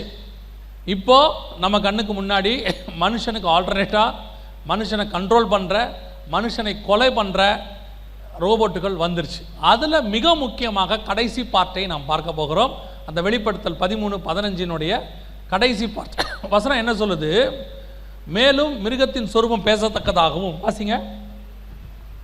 மேலும் அம்மிருகத்தின் சொரூபம் பேசத்தக்கதாகவும், மிருகத்தின் சொரூபத்தை வணங்காத யாவரையும் கொலை செய்யத்தக்கதாகவும், மிருகத்தின் சொரூபத்திற்கு ஆவியை கொடுக்கும்படி அதற்கு சத்துவம் கொடுக்கப்பட்டது. ஆவியை கொடுக்கும்படி அதற்கு சத்துவம் கொடுக்கப்பட்டது. ஆவினா என்ன, சத்துவம் கொடுக்கப்பட்டதுன்னா என்ன அப்படின்னா, அதுவே சுயமாக யோசித்து தனக்குத்தானே செயல்படக்கூடியது. இப்போ ஆண்டவர் நமக்கு ஆவி ஆத்மா சரீரம் கொடுத்துருக்கிறார், சுயாதீனம் கொடுத்துருக்கார். நம்ம எல்லாமே யோசித்து செய்யறதுக்கான எல்லா வேலையும் செஞ்சுருக்கிறார். அதே மாதிரி தான் இப்போ யாருக்கு கொடுத்துருக்கிறாராம், யாருக்கு வருமா, கடைசி காலத்தில் சிலைக்கு வருமா. இப்போ இந்த ஏஐ டெக்னாலஜி அப்படின்னு நீங்கள் சொன்ன இல்லையா, இதுக்கு பேர் ஏஐ டெக்னாலஜி. மனுஷனை போலவே தானே சுயமாக பேசிச்சு. இதான் ஃபஸ்ட்டு ஏஐ டெக்னாலஜி ரோபோட், அதாவது சுயமாக யோசித்து எல்லாம் செய்கிறது. இதுக்கு பேர் சோஃபியான்னு பேர். சவுதி அரேபியாவில் இதுக்கு வந்து குடியுரிமை கொடுத்துருக்குறாங்க. அதில் ஒரு பெரிய ஆச்சரியம் என்னன்னு கேட்டிங்கன்னா, இதுதான் ஃபஸ்ட்டு சிட்டிசன். இதில் என்ன பெரிய ஆச்சரியம்னு கேட்டிங்கன்னா, இதுக்கிட்ட ஒரு கேள்வி கேட்குறாங்க, நீ மனித சமுதாயத்தை ஏதாவது செய்வியா, எதிர்காலத்தில் அவங்கள நீங்கள் தீங்கு விளைவிப்பியா அப்படின்னு கேட்குறாங்க. அது என்ன சொல்லுதுன்னு மட்டும் பாருங்களேன். அது என்ன சொல்லுது பாருங்க. சர்வதேச நாடுகள் போல புது புது ரோபோக்களை வடிவமைத்து பல சாதனைகளை செய்து உள்ளது. இந்நிலையில் கடந்த 2016ஆம் ஆண்டு டேவிட் என்பவர் தனக்கு பிடித்த கதாநாயகி ஒருவரை போன்று ஒரு ரோபோவை வடிவமைத்து அதற்கு சோஃபியா தி ஹியூமனாய்டு ரோபோட்ஸ் என பெயர் சூட்டியிருந்தார். அந்த ரோபோட்டை பார்த்தால் ரோபோ என்றே சொல்ல முடியாது. ஏனென்றால் அதன் முகபாவனைகள் அப்படியே மனிதனைப் போலவே இருக்கின்றது. சோஃபியா தி ஹியூமனாய்டு ரோபோட்டிற்கு சவுதி அரேபியா நாடு குடியுரிமை வழங்கி கௌரவித்து உள்ளது. அதன் காரணமாக மனிதன் செய்யும் அனைத்து காரியத்தையும் சோஃபியா தி ஹியூமனாய்டு ரோபோட்டால் செய்ய முடியும். இந்த ரோபோட்டால் எதிர்காலத்தில் மனிதர்களுக்கு ஆபத்து நேருமா என்று பலர் கேள்வி எழுப்பிய நிலையில் சோஃபியா தி ஹியூமனாய்டு ரோபோட்டிடம் அதனை உருவாக்கிய டேவிட் கேள்வி எழுப்பினார். அதற்கு பதிலளித்த அந்த ரோபோ, எனக்கு வாய்ப்பு கிடைக்கும் பட்சத்தில் மனித இனத்தை மொத்தமாக அழித்து விடுவேன் என்று கூறியிருக்கிறது. என்ன சொல்லியிருக்குது? அப்படி செய்யுமா? அப்படி நடக்க வாய்ப்பு இருக்கிறதா அப்படின்னு கேட்டிங்கன்னா அதுவே சொல்லிருச்சு. சரி, விளையாட்டுக்கு சொல்லுது, அப்படி தான் அது செய்யாது, சும்மா அது ஏதோ விளையாட்டுக்கு சொல்லியிருக்கு அப்படின்னு நீங்கள் நினச்சிங்கன்னா, இந்த ஏஐ டெக்னாலஜியை உருவாக்குனவர் இவர் தான். இவர் பேர் வந்து ஜெஃப்ரி ஹிடன். இவர் தான் இந்த ஏஐ டெக்னாலஜினுடைய ஃபாதர். இந்த ஏஐ ஆர்டிஃபிஷியல் இன்டெலிஜென்ஸ் அப்படின்னு ஒன்று உருவாக்குனவரே இவர் தான், ஜெஃப்ரி ஹிடன். இவர் என்ன சொல்கிறாருன்னா, இவர் தன்னுடைய வேலையை இப்போ ரிசைன் பண்ணிட்டார். ரிசைன் பண்ணிட்டு வந்து சொல்கிறாரு, இதை பல்வேறு துறைகளை மிகவும் பார்த்து கொண்டு வரும், அதே சமயம் இதை முறையாக கையாள விட்டால் மனித குலத்துக்கு அச்சுறுத்தலாக மாறும் என்று நிபுணர்கள் எச்சரிக்கின்றனர். எப்படி மாறும் அப்படின்னு கேட்டிங்கன்னா அவர் பதில் சொல்கிறார் பாருங்கள். அவர் டைரெக்டாக இன்டர்வியூ கொடுக்குறாரு. ஒரு நாள் இந்த ஏஐ டெக்னாலஜி சுயமாய் யோசிக்கிற ரோபோட் முழு மனித சமுதாயத்தையும் கொலை செய்திருன்றார். அது மனிதனை வந்து ஆளுகை செய்ய தொடங்கும் போது ஒரு சர்வாதிகாரியாக மாறிடும். நம்ம யாரும் சொல்ல, அதை கண்டுபிடிச்சவரே சொல்கிறார். இவர் பேர் வந்து ஜான் ஹிடன் அவர் பேர். அவர் சொல்கிற வார்த்தை ஜெஃப்ரி ஹிண்டன். இவர் சொல்கிற வார்த்தை, அவர் சொல்கிறாரு, quits Google warn about looming dangers. Artificial இன்டெலிஜென்ஸோடைய பற்றி அவர் தான் பயணியர் ஆரம்பித்தவர். எதுக்காக உங்களுக்கு சொல்கிறேன், வெளிப்படுத்தல் 13:15 சொல்லி இருக்கிற, யோவேல் 2 சொல்லி இருக்கிற மனித குலத்துக்கு எதிரான மிக முக்கியமான டெக்னாலஜி உருவாயிருச்சு. சரி, இந்த ஆர்டிஃபிஷியல் இன்டெலிஜென்ஸ்னால் என்ன கொஞ்சம் நீங்கள் தெரிஞ்சுக்கிட்டீங்கன்னா நல்லது. இது நல்லதா கெட்டதா அப்படின்னு கேட்டிங்கன்னா 100% கெட்டது. 100% கெட்டது. அது எப்படிங்க நீங்கள் சொல்கிறீங்க படிப்பு 100% கெட்டதா அப்படின்னு கேட்டிங்கன்னா, இன்டெலிஜென்ஸ் என்பது கர்த்தர் கொடுக்கிறது, ஆர்டிஃபிஷியல் என்பது செயற்கை. தேவன் சூரியனை உண்டாக்கினார், அது இயற்கை. ஆர்டிஃபிஷியல் சன் தப்பு. தேவன் வந்து ஒரு மரம் செடி கொடிகளை உண்டாக்கினார், ஜியோமோ ப்ராடக்ட், ஜெனட்டிக்கலி மாடிஃபைடு, தப்பு. ஆனால் இன்னைக்கு உலகம் அதை தான் சரின்னு சொல்லுது. ஏன் அப்படின்னா அவங்க அதை கண்ட்ரோல் எடுக்கிறாங்க. நான் ஒரு உதாரணம் சொல்கிறேன். இப்போ நீங்கள் சாப்பிட்ற எந்த பொருள்லையும் விதை இல்லை, பார்த்தீங்களா? விதை இருக்கா இல்லையா? இருக்காது. பெரும்பாலும் நீங்கள் சாப்பிட்ற எதுலேயும் என்ன இருக்காது? விதை இருக்காது. நீங்கள் சாப்பிடும் போதே எப்படி தான் சாப்பிட்றீங்க? சீட்லெஸ். கிரேப்ஸ் வாங்கும் போதே எப்படி வாங்குறீங்க? சீட்லெஸ் கிரேப்ஸ் வாங்குறீங்க. ஆனால் ஆண்டவர் எப்படி சாப்பிட சொன்னார்? ஆதியாகமம் 1:29 வாசிங்க. ஆதியாகமம் 1:29. பின்னும் தேவன், இதோ பூமியின் மேல் எங்கும் விதை தரும் சகலவித பூண்டுகளையும் விதை தரும் கனி மரங்களாகிய, அந்த வேர்டை நல்லா கவனிங்க, பர்டிகுலரா அவர் மென்ஷன் பண்றார் பாருங்க. விதை தரும் சகலவித பூண்டுகளையும் விதை தரும் கனிமரங்களாகிய சகலவித விருட்சங்களையும் உங்களுக்கு கொடுத்தேன். அவைகள் உங்களுக்கு ஆகாரமாய் இருக்க கடவுள். அப்ப நீங்க சாப்பிடுற எல்லாத்துலயும் கம்பல்சரி என்ன இருக்கணும்? விதை இருக்கணும். நமக்கு பிடிக்காத விஷயம் என்ன? விதை. ஏன்னா விதை எப்படி இருக்கும்? விதையை சாப்பிட்டா எப்படி இருக்கும்? கசக்கும். ஆக்சுவலாக நீங்கள் என்ன நினைக்கிறீங்கன்னா, ஆண்டவர் நல்லா ஸ்வீட்டாக ஃப்ரூட் கொடுத்தாரு, நாம் ஃப்ரூட்டை சாப்பிட்டோம், எதுக்கு இந்த கசப்பான விதைன்னு துப்பிடுறீங்க? கர்த்தர் நம்மளை எவ்வளோ குழந்தையாக பார்த்துருக்கிறார் பாருங்க. நீங்கள் நம்ம வீட்டில் மாத்திரையை பிள்ளைக்கு கொடுக்கும்போது பிள்ளை என்ன செய்யாது? மாத்திரை சாப்பிடாது. அப்போ அந்த மாத்திரையை சாப்பிட வைக்கிறதுக்கு என்ன செய்வாங்க? என்ன பண்ணுவாங்க? முந்தி உள்ளவங்க என்ன பண்ணுவாங்கன்னா, அந்த மாத்திரையை தேனில் குழச்சி என்ன பண்ணிடுவாங்க? வாயில் தடவி விட்டுருவாங்க. அந்த தேன் ஸ்வீட்டில் அது எதை சாப்பிட்ணும்? மருந்தை சாப்பிட்றணும். இப்போ இருக்கிற அம்மாக்கள்லாம் கொஞ்சம் அந்த அம்மாக்களை விட கொஞ்சம் அட்வான்ஸ் டைப் இல்லை, அதனால் மாத்திரையை கையில் கொடுத்துட்டு சக்கரை டப்பாவோட கை கூட நிற்கிது. இப்போ இருக்க அம்மாக்களுடையது, நீ போட்டு நான் வாயில் போடுறேன்னா இல்லையா பாருங்க, மூக்கு வாய் எல்லாத்துலேயும் சர்க்கரை போடுவாங்க மொத்தமாக. ஏன்னா பையன் கசக்குதுன்னு கத்துவானா, அப்படியே சர்க்கரை எடுத்து மொத்தமாக அடிக்கிறது. இந்த மேஸ்திரி சிமெண்ட் பூசுவார் பாருங்க, அப்படி எடுத்து சர்க்கரை அடிக்கிறது. எதுக்காகனா அந்த மாத்திரையை சாப்பிட்றதுக்கு, அந்த கசப்புக்கு. கர்த்தர் எதுக்கு உங்களுக்கு பழத்தை கொடுத்தாரு தெரியுமா? அது உள்ளே இருக்கிற விதையை சாப்பிட்றதுக்கு. விதை தான் மருந்து. உங்களுக்கு தெரியுமா, கேன்சருக்கு மருந்தே திராட்சை விதை தான். இந்தியாவிலிருந்து எத்தனை ஆயிரம் கோடிக்கு திராட்சை விதை மட்டும் போதுன்னு தெரியுமா உங்களுக்கு? உங்களுக்கு பழத்தை கொடுத்துட்டு அவங்க விதையை தூக்கிட்டு போயிட்டாங்க. நாம சாப்பிடும் போது எதை ஊதுறது? விதையை ஊதுறது. அதுதான் மெடிசன். அந்த மெடிசனை முழுங்கிறதுக்கு தான் கர்த்தர் எதை கொடுத்தாரு? சுற்றி அவ்வளோ பெரிய பழத்தை கொடுத்தாரு. அதுலேயும் சக்தி இருக்கு. ஆனால் மெடிசன் எது தெரியுமா? அந்த விதை. ரெண்டாவது விதை தான் ரீப்ரொடக்டிவ். விதை தான் அதிகாரம். உங்கள் கையில் விதை இருந்தால் நீங்கள் என்ன பண்ணிக்கலாம்? இன்னொரு பழத்தை உருவாக்கிக்கலாம். இப்போ நீங்கள் பழத்தை என்ன செய்ய முடியாது? சாப்பிட்லாம், வேணும்னா திருப்பி போய் கேட்கணும், அவங்க கொடுப்பாங்க. அதிகாரம் போயிடுச்சு, மருத்துவம் போயிடுச்சு.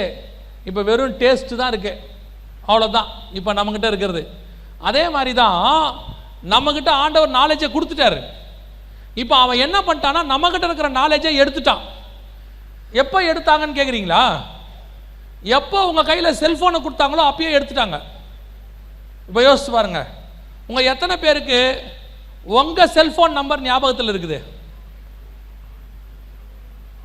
நல்லா கை தூக்குங்க பார்ப்போம். எத்தனை பேருக்கு? எத்தனை பேருக்கு கணவர் மனைவி செல்ஃபோன் ஞாபகத்தில் இருக்கு? பாதி போச்சு, பாதி போச்சு. சரி, ரைட், அப்படியே நிறுத்துங்க. எத்தனை பேருக்கு உங்கள் அப்பா அம்மா செல்ஃபோன் நம்பர் ஞாபகத்தில் இருக்கு? அதுலேயும் குறைவாக தான் இருக்குது. இப்போ சொல்லுங்க, எத்தனை பேருக்கு ஒரு 25 நம்பர் ஞாபகத்தில் இருக்கு? ஒன்று கூட இல்லையா? ஒருத்தர் கூட இல்லையா? அப்போ உங்க ஞாபக சக்தி எங்க? உங்க ஞாபக சக்தி எங்க? நீங்கள் நானும் யார் தெரியுமா? 20 டேபிள்ஸை மனப்பாடமா சொன்னவங்க ஒரு காலத்தில்.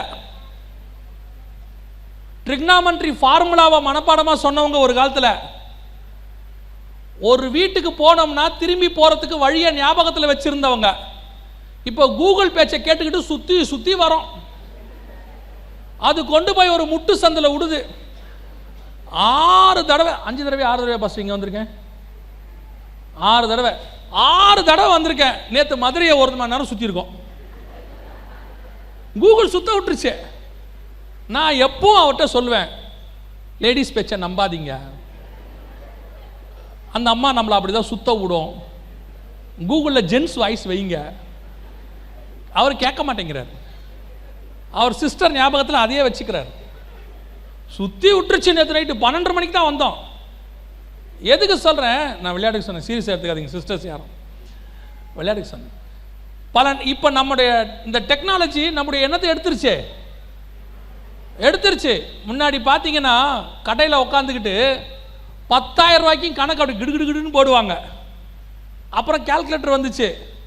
இப்போ கணக்கே வரல, முடிஞ்சிருச்சு. நம்முடைய மொத்த ஆண்டவர் கொடுத்த நாலேஜையும் அவங்க எடுத்துக்கிட்டு கூகுள் மேப்பு, அப்புறம் இது ஃபோனில் உள்ளதான டேட்டாஸு, அதில் உள்ளக்கூடான ஸ்டோரேஜ் எல்லாத்தையும் கொடுத்துட்டு நீங்கள் நம்மளை டெக்னாலஜின்னு சொல்லி ஃபோன் வாங்கும் போதே எத்தனை ஜிபி ஸ்டோரேஜ் அப்படின்னா என்ன அர்த்தம்? அவ்வளோ ஸ்டோர் பண்ண போகிறேன் அப்படின்னா என்னுடைய ஸ்டோரேஜ் மொத்தம் காலியாக போகுதுன்னு அர்த்தம். முந்தி எல்லாம் எங்கே ஸ்டோர் பண்ணி வச்சுருந்தேன்? இங்கே தான். எத்தனை பேருடைய பர்த்டே ஞாபகத்தில் இருக்கும் தெரியுமா? இப்போ ஸ்டேட்டஸில் பார்த்தா தான் ஞாபகத்துக்கு வருது. இன்னைக்கு இவங்களுக்கு பர்த்டேவா, எப்படி ஸ்டேட்டஸில் போட்டிருக்காங்க. பல பேருக்கு ஞாபகமே இல்லை. இப்போ ஞாபகமே இல்லை. டெக்னாலஜி அவங்க நமக்கு ஏன் கொடுத்தாங்க தெரியுதா? நம்மகிட்ட இருக்கிற எல்லாத்தையும் எடுத்துட்டான். இப்போ எடுத்துட்டு இன்டெலிஜென்ஸை எடுத்துட்டு ஆர்டிஃபிஷியல் இன்டெலிஜென்ஸ் கொடுத்துட்டான். இதுதான் இப்போ நடக்குது. நீங்கள் நினைச்சாலும் ஏற்றுக்கொள்ளாவிட்டாலும் இதுதான் உண்மை. எது எடுங்க, உங்களுடைய பாஸ்வேர்டு எத்தனை தடவை தப்பாக போடுறீங்க? 4 நம்பர்.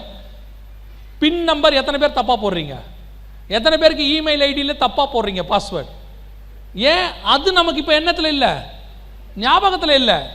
உங்களுடைய பேங்க் அக்கௌண்ட் நம்பர் 16 டிஜிட்டு, உங்களுடைய debit card, credit card 16 digit எத்தனை பேருக்கு ஞாபகத்தில் இருக்கு? அதை விட்டுருங்க. ஆதார் நம்பர் எத்தனை டிஜிட்? சவுண்டா? 12? அவுடேட்டட்.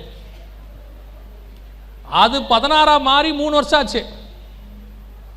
போய் உங்கள் ஆதார் நம்பரை கார்டு கேளுங்க. உங்கள் ஆதார் நம்பருக்கு கீழே விஐடின்னு போட்டு ஒரு நம்பர் இருக்கும், விர்ச்சுவல் ஐடின்னு. உங்கள் நம்பரை 16 டிஜிட்டாக மாற்றியாச்சு. இருக்கா? அது மாற்றி 5 வருஷம் ஆகுது. 2018 மாற்றிட்டாங்க. இப்போ 2023. இப்போ உங்கள் ஆதார் நம்பர் எத்தனை பேருக்கு தெரியும்? திடீர்னு ஒரு இடத்துல நிறுத்தி கேட்குறாங்க, உங்கள் ஆதார் நம்பர் சொல்லுங்கள். இப்போ நீங்கள் என்ன பண்ண போகிறீங்க? கையில் இருந்தால் எடுத்து பார்த்து சொல்லுவீங்க, இல்லைனா ஃபோன் பண்ணி கேட்பீங்க, என் ஆதார் நம்பர் உனக்கு தெரியும்? மனைவிக்கோ கணவனுக்கோ கேட்க போகிறீங்க. நம்முடைய இன்டெலிஜென்ஸை எடுக்கிறான், மொத்தமாக எடுக்கிறான். நம்ம இன்டெலிஜென்ஸ்னால் எதுன்னு நினச்சிட்டு இருக்கிறோம் தெரியுமா? பிள்ளைங்க ஸ்கூலில் போய் படித்து மார்க் எடுக்கிறதா இன்டெலிஜென்ஸ். அவர் 95 எடுத்திருக்கா, நல்ல அறிவாளி பிள்ளை. அவன் ரோடு முனையிலேருந்து ஃபோன் பண்ணுறான், நான் வந்துட்டேன், இப்போ எந்த பக்கம் போகணும்னு எனக்கு தெரியல, எல்லா பக்கமும் ஒரே மாதிரி இருக்குது.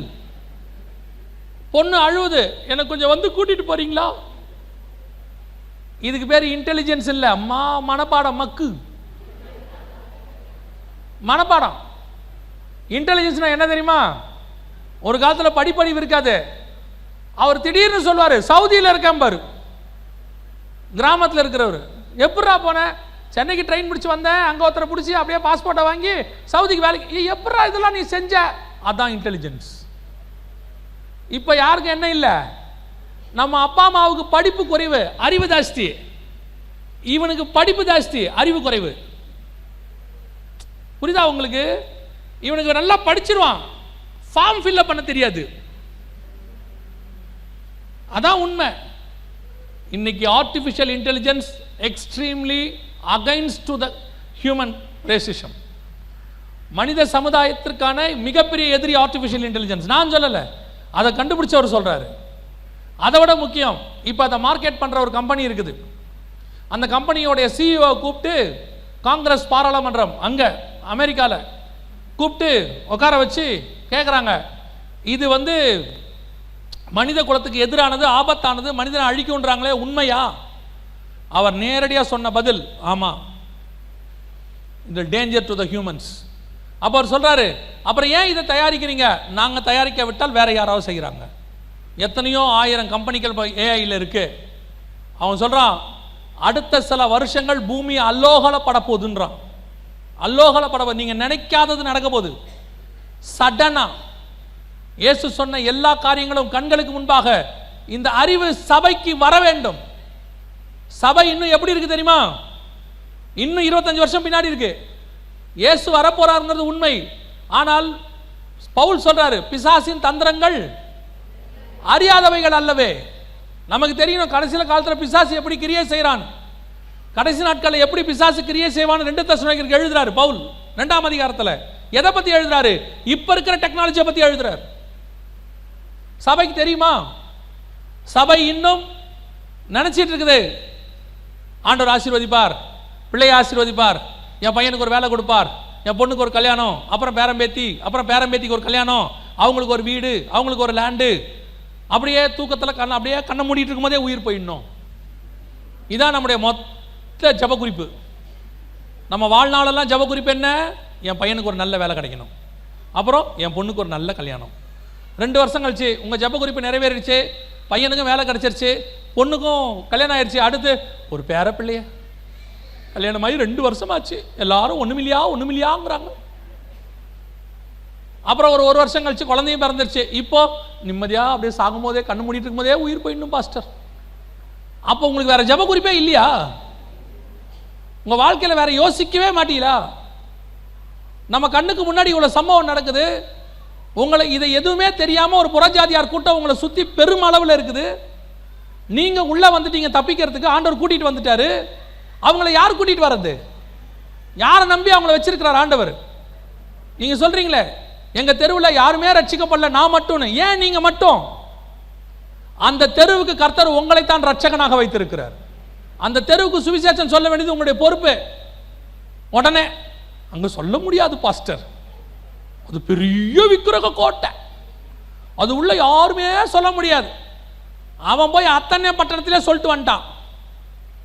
தீனால் சிலைகிட்டே போய் பேசிட்டு வந்துட்டான். இயேசுநாதர் இருக்கிற மொத்த உபத்திரவத்தையுமே வாங்கிட்டாரு. சொல்றதுக்கு என்ன உங்களுக்கு கஷ்டம்? இயேசுநாதரை பத்தி சொல்றதுக்கு என்ன சொல்லிட போறாங்க? சொல்லாதன்னு சொல்ல போறான், அவ்வளவுதானே. மீறி என்ன சொல்லுவான்? இந்த இயேசுநாதரை பத்தி பேசுறவளை வச்சுக்காதம்பா. சரி, சோத்திரம். சொல்ல வேண்டியது சொல்லிட்டு வந்துடணும்.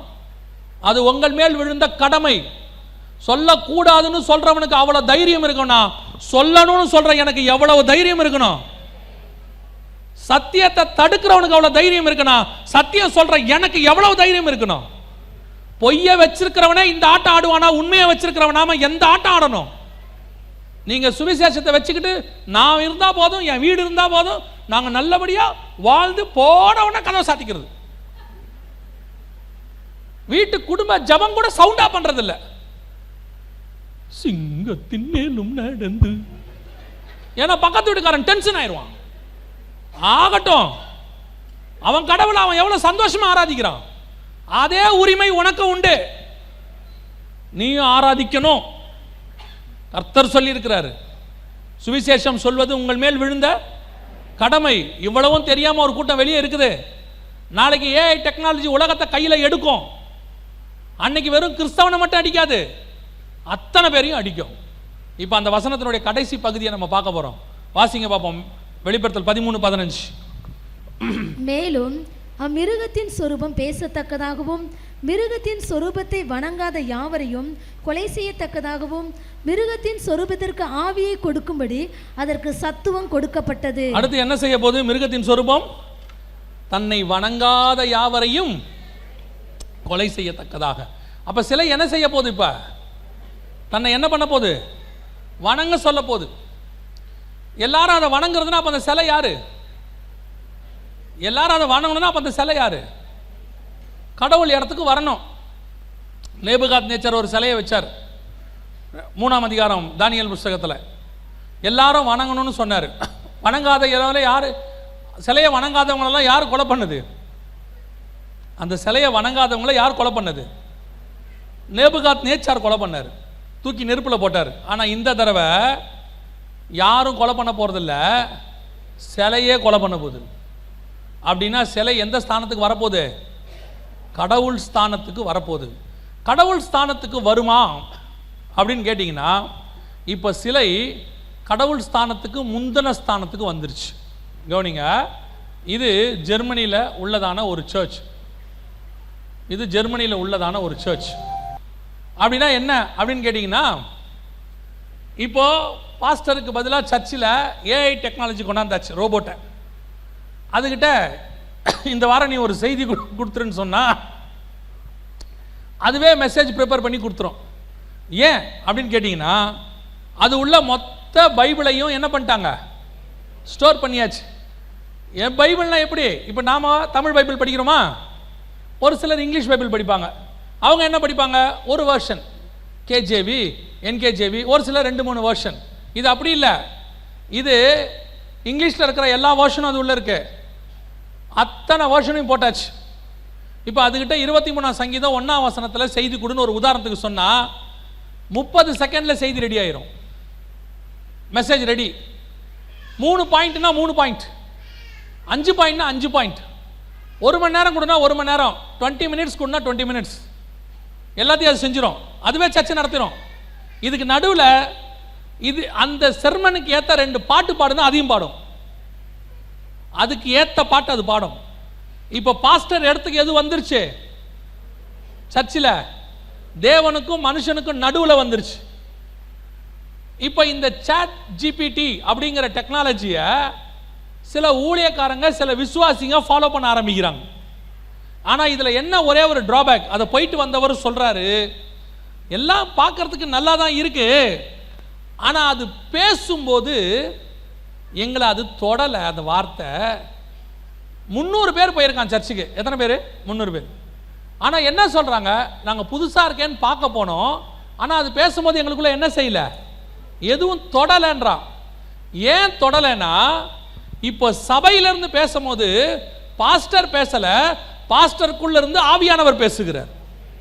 ஆவியானவர் பேசும்போது ஆவியானவர் உங்களை தொடறார், பாவத்தை குறித்தும் நீதியை குறித்தும் நியாய தீர்ப்பை குறித்தும் கண்டித்து உணர்த்துறார். அந்த உணர்த்துகிறது ஆவியானவர் தான். இப்போ அவங்க பாஸ்டருக்கு பதிலாக ஒருத்தரை வச்சுட்டாங்க, ஆனா ஆவியானவருக்கு பதிலாக வேற ஒருத்தரை வைக்க முடியாது. அவங்க டெக்னாலஜியை வச்சிருக்கிறாங்க. இப்போ கொஞ்ச நாளைக்கு அப்படிதான் இருக்கும். சபை எடுத்துக்கொள்ளப்பட்ட உடனே எல்லா சர்ச்சிலையும், கைவிடப்பட்ட சர்ச்சில் எல்லாத்துலேயும் பாஸ்டருக்கு பதிலாக இதான் இருக்கும். ஆனால் இந்த இமேஜ் இருக்குல்ல, ஒரு அம்மா பேசுச்சுல, அதுக்கு பதிலாக எல்லாமே ஆன்டி கிரைஸ்டோட இமேஜாக இருக்கும். எல்லா இடத்துலையும் ஆன்டி கிரைஸ்ட் இமேஜ், அதுவே மெசேஜ் கொடுக்கும். வாரம் அந்த ஆன்டி கிரைஸ்டோடைய கொள்கைகளை சபையில் பேசும். இப்போ நம்மால் ஆரம்பிச்சிருக்கிறான் கொஞ்சம் கொஞ்சமாக. இப்போ நம்ம சத்தியத்தை பேசுகிறோம்ல, இப்போ சத்தியம் பேசுகிற சபை குறைஞ்சிக்கிட்டே வருது. இப்போ செழிப்பின் உபதேசம்னு ஒன்று வருது, சாவாமைன்னு ஒன்று வருது, இப்போ உலகத்தாருடைய ஆட்டம் பாட்டம் எல்லாம் வருது. இப்போ நல்லா இருக்கிற சபைலாம் போயிடும், இவன்லாம் இருப்பான் இங்கே. இப்போ இவன் நாளைக்கு என்ன பண்ணுவான், அந்திகிறிஸ்துவோடைய உபதேசத்தையும் பேசுவான் சபையில். அந்திகிறிஸ்து என்ன சொல்ல போறான், நீங்கள் என்னை ஏற்றுக்கொண்டால் நான் உங்களை ஆசீர்வதிப்பேன், அது பண்ணுவேன் இது பண்ணுவேன். இவங்க ஆல்ரெடி இப்போ அதை தான் பண்ணிட்டு இருக்கிறாங்க. பாதி பேர் ஆல்ரெடி இயேசுவின் பேரில் அதான் பண்ணிட்டு இருக்கிறாங்க. வருகைக்கு பின்னாடி இவங்க அந்திகிறிஸ்துக்கு ஊழியம் பண்ண தொடங்கிடுவாங்க.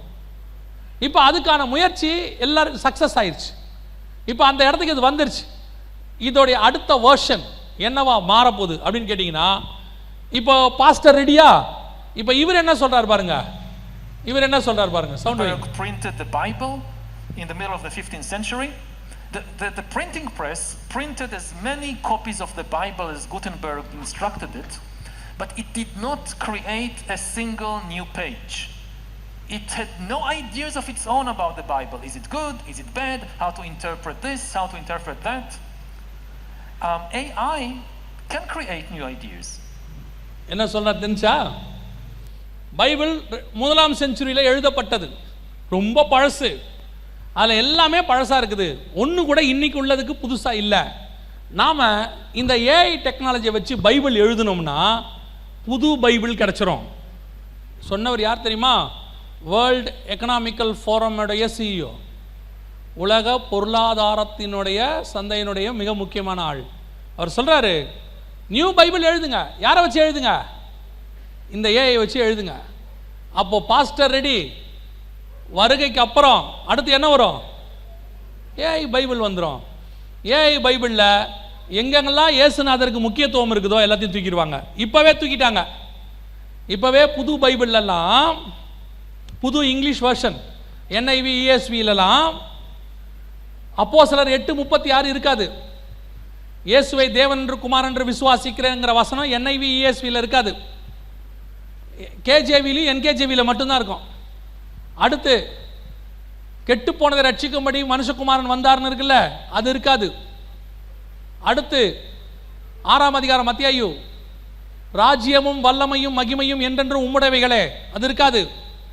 கிட்டத்தட்ட டோட்டல் பைபிள்ல இருந்து 300 வசனத்தை இந்த மாதிரி கொஞ்சமாகவும் அறகுறையாகவும் முழுசாகவும் தூக்கி இருக்கிறாங்க. நியூ வெர்ஷன்ல நான் சொல்றதை நீங்க போய் இந்த 3 வசனத்தை போய் செக் பண்ணி பாருங்க. NIV ESVல இருக்காது, வசனம் இருக்காது.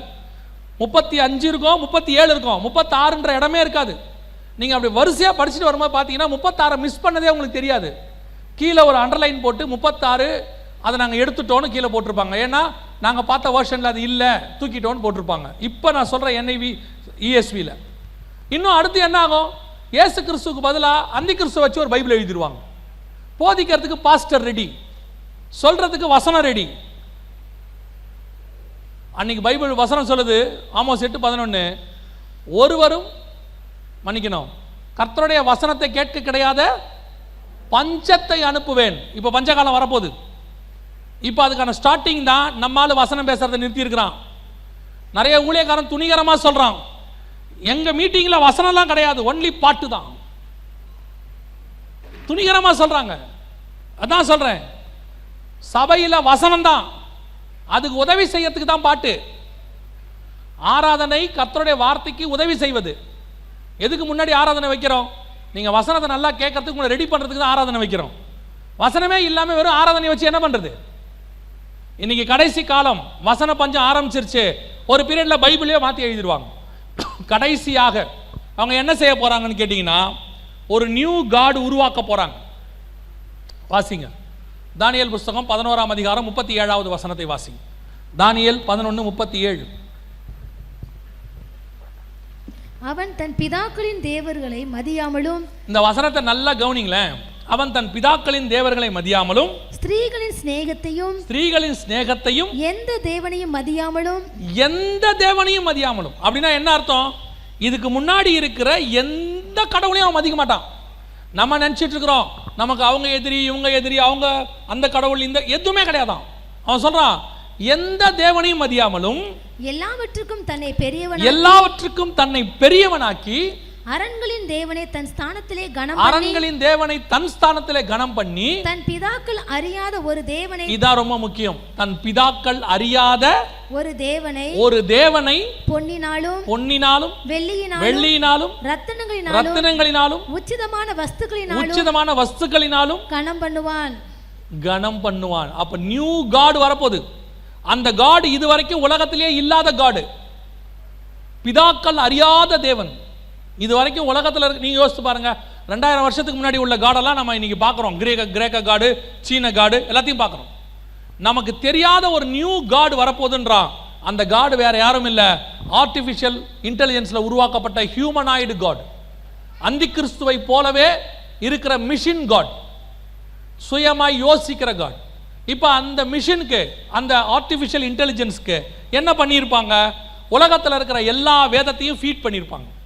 ஒன்லி பைபிள் கிடையாது, பைபிள் இருக்கட்டும், மற்ற மதங்களுடைய வேதங்கள் இருக்கட்டும், எல்லாத்தையும் ஃபீட் பண்ணியிருப்பாங்க. எல்லாத்தையும் ஃபீட் பண்ணிட்டு கமெண்ட்ரிஸு இப்போ நம்மளை எடுத்துக்கோங்க, என்ன எடுத்துக்கோங்க ஒரு உதாரணத்துக்கு. நான் வந்து தமிழ் பைபிள் படிக்கிறேன். எனக்கு தமிழ் பைபிளில் ஓரளவுக்கு தெரியும், ஓரளவுக்கு தான், மொத்தம் தெரியும்னு யாருமே சொல்ல முடியாது. இங்கே இருக்கிற மொத்த வசனத்தையும் அப்படியே எழுத்துக்கு சொல்கிறவங்க நம்மள யார் இருப்பாங்களோ ஒரு ஆள் இருந்தால் சந்தோஷம். இவ்வளவே நமக்கு தெரிஞ்சது. இப்போ என்னால் தமிழ் பைபிள், இங்கிலீஷ் பைபிள், அதில் இருக்கிற ஒரு 16 வெர்ஷன், அது இல்லாமல் மற்ற வேதங்கள், அவங்கள பற்றின புத்தகங்கள், இது இல்லாமல் இது சம்பந்தப்பட்ட புத்தகங்கள், இவ்வளவும் கேட்டிங்கன்னா கிட்டத்தட்ட எத்தனையோ 1000 ட்ரில்லியன் டேட்டாஸ், அத்தனையும் ஒரு ஆளுக்குள்ளே இருந்தால் எப்படி இருக்கும்? ஒரு ஆளுக்குள்ளே இருந்தால் அப்படி ஒரு மிஷின் உருவாக்கியாச்சு. இப்போ அது எல்லா இன மக்கள் வந்து கேட்கும் போதும் அவங்க வேதத்திலேருந்து அதுக்கு பதில் சொல்லும். இப்போ நம்ம காடுகிட்ட போய் நம்ம ஜெபம் பண்ணுறோம், ஆண்டவர் நம்ம ஆவியோட பேசுகிறாரு, ஆத்மாவோட பேசுகிறாரு, நம்ம அந்த சாட்டிஸ்ஃபேக்ஷனில் வரோம். எத்தனை பேர் கர்த்தருடைய சத்தத்தை கேட்டிருக்கிறீங்க நேரடியாக? சர்ச்சில் பாஸ்டர் பேசினது இல்லை, பைபிள் வாசிக்கும் போது இல்லை, நான் கேட்கறது நேரடியாக சாமுவேலே சவுலே அந்த மாதிரி எத்தனை பேர் கர்த்தருடைய சத்தத்தை நேரடியாக கேட்டிருக்கிறீங்க? ஒரு 4 பேர் கேட்டிருக்காங்க. நாமெல்லாம் இன்னும் வசனத்தின் வழியாகவும் தேவன் சபையில் பேசுறது இல்லை கேட்டுக்கிட்டு இருக்கிறோம். ஆனால் இந்த ஏஐ டெக்னாலஜி, அங்கே ஒரு சிலை இருக்கும், அந்த சிலைனா வெறும் சிலை இல்லை, அந்த அம்மா பேசிச்சே உட்காந்து அந்த மாதிரி பேசிட்டு உட்காந்துருக்கும். ஒருத்தர் போய் சொல்கிறாரு எனக்கு இந்த மாதிரி பிரச்சனை, அடுத்த செகண்டு அது ஒரு வசனத்தை எடுத்து சொல்லும், இந்த வசனத்தின்படி உனக்கு நல்லா இருக்கும் போ. இப்போ மனுஷனுக்கு கடவுளை நேரம் என்ன செய்யல, பார்த்ததில்லை. மனுஷ சத்தத்தை, கடவுள் சத்தத்தை அவன் இப்போ இது ரெண்டையும் யார் சாட்டிஸ்ஃபை பண்ண போறா? இது சாட்டிஸ்ஃபை பண்ண போகுது. அதனால எல்லா ஜனங்களும் அதை என்ன செய்ய போறாங்க? ஏற்றுக்கொள்ள போறாங்க. ரெண்டாவது, உலகமும் அதனுடைய கண்ட்ரோல்ல தான் இருக்கும், அது சொல்றபடி நடக்கும். அக்கினி இறங்குனா இறங்கும், அற்புதம் செய்யும். ஆட்டோமேட்டிக்காக அத்தனை பேரும் அதை கடவுளாக ஏற்றுக்கொள்ள போகிறார்கள்.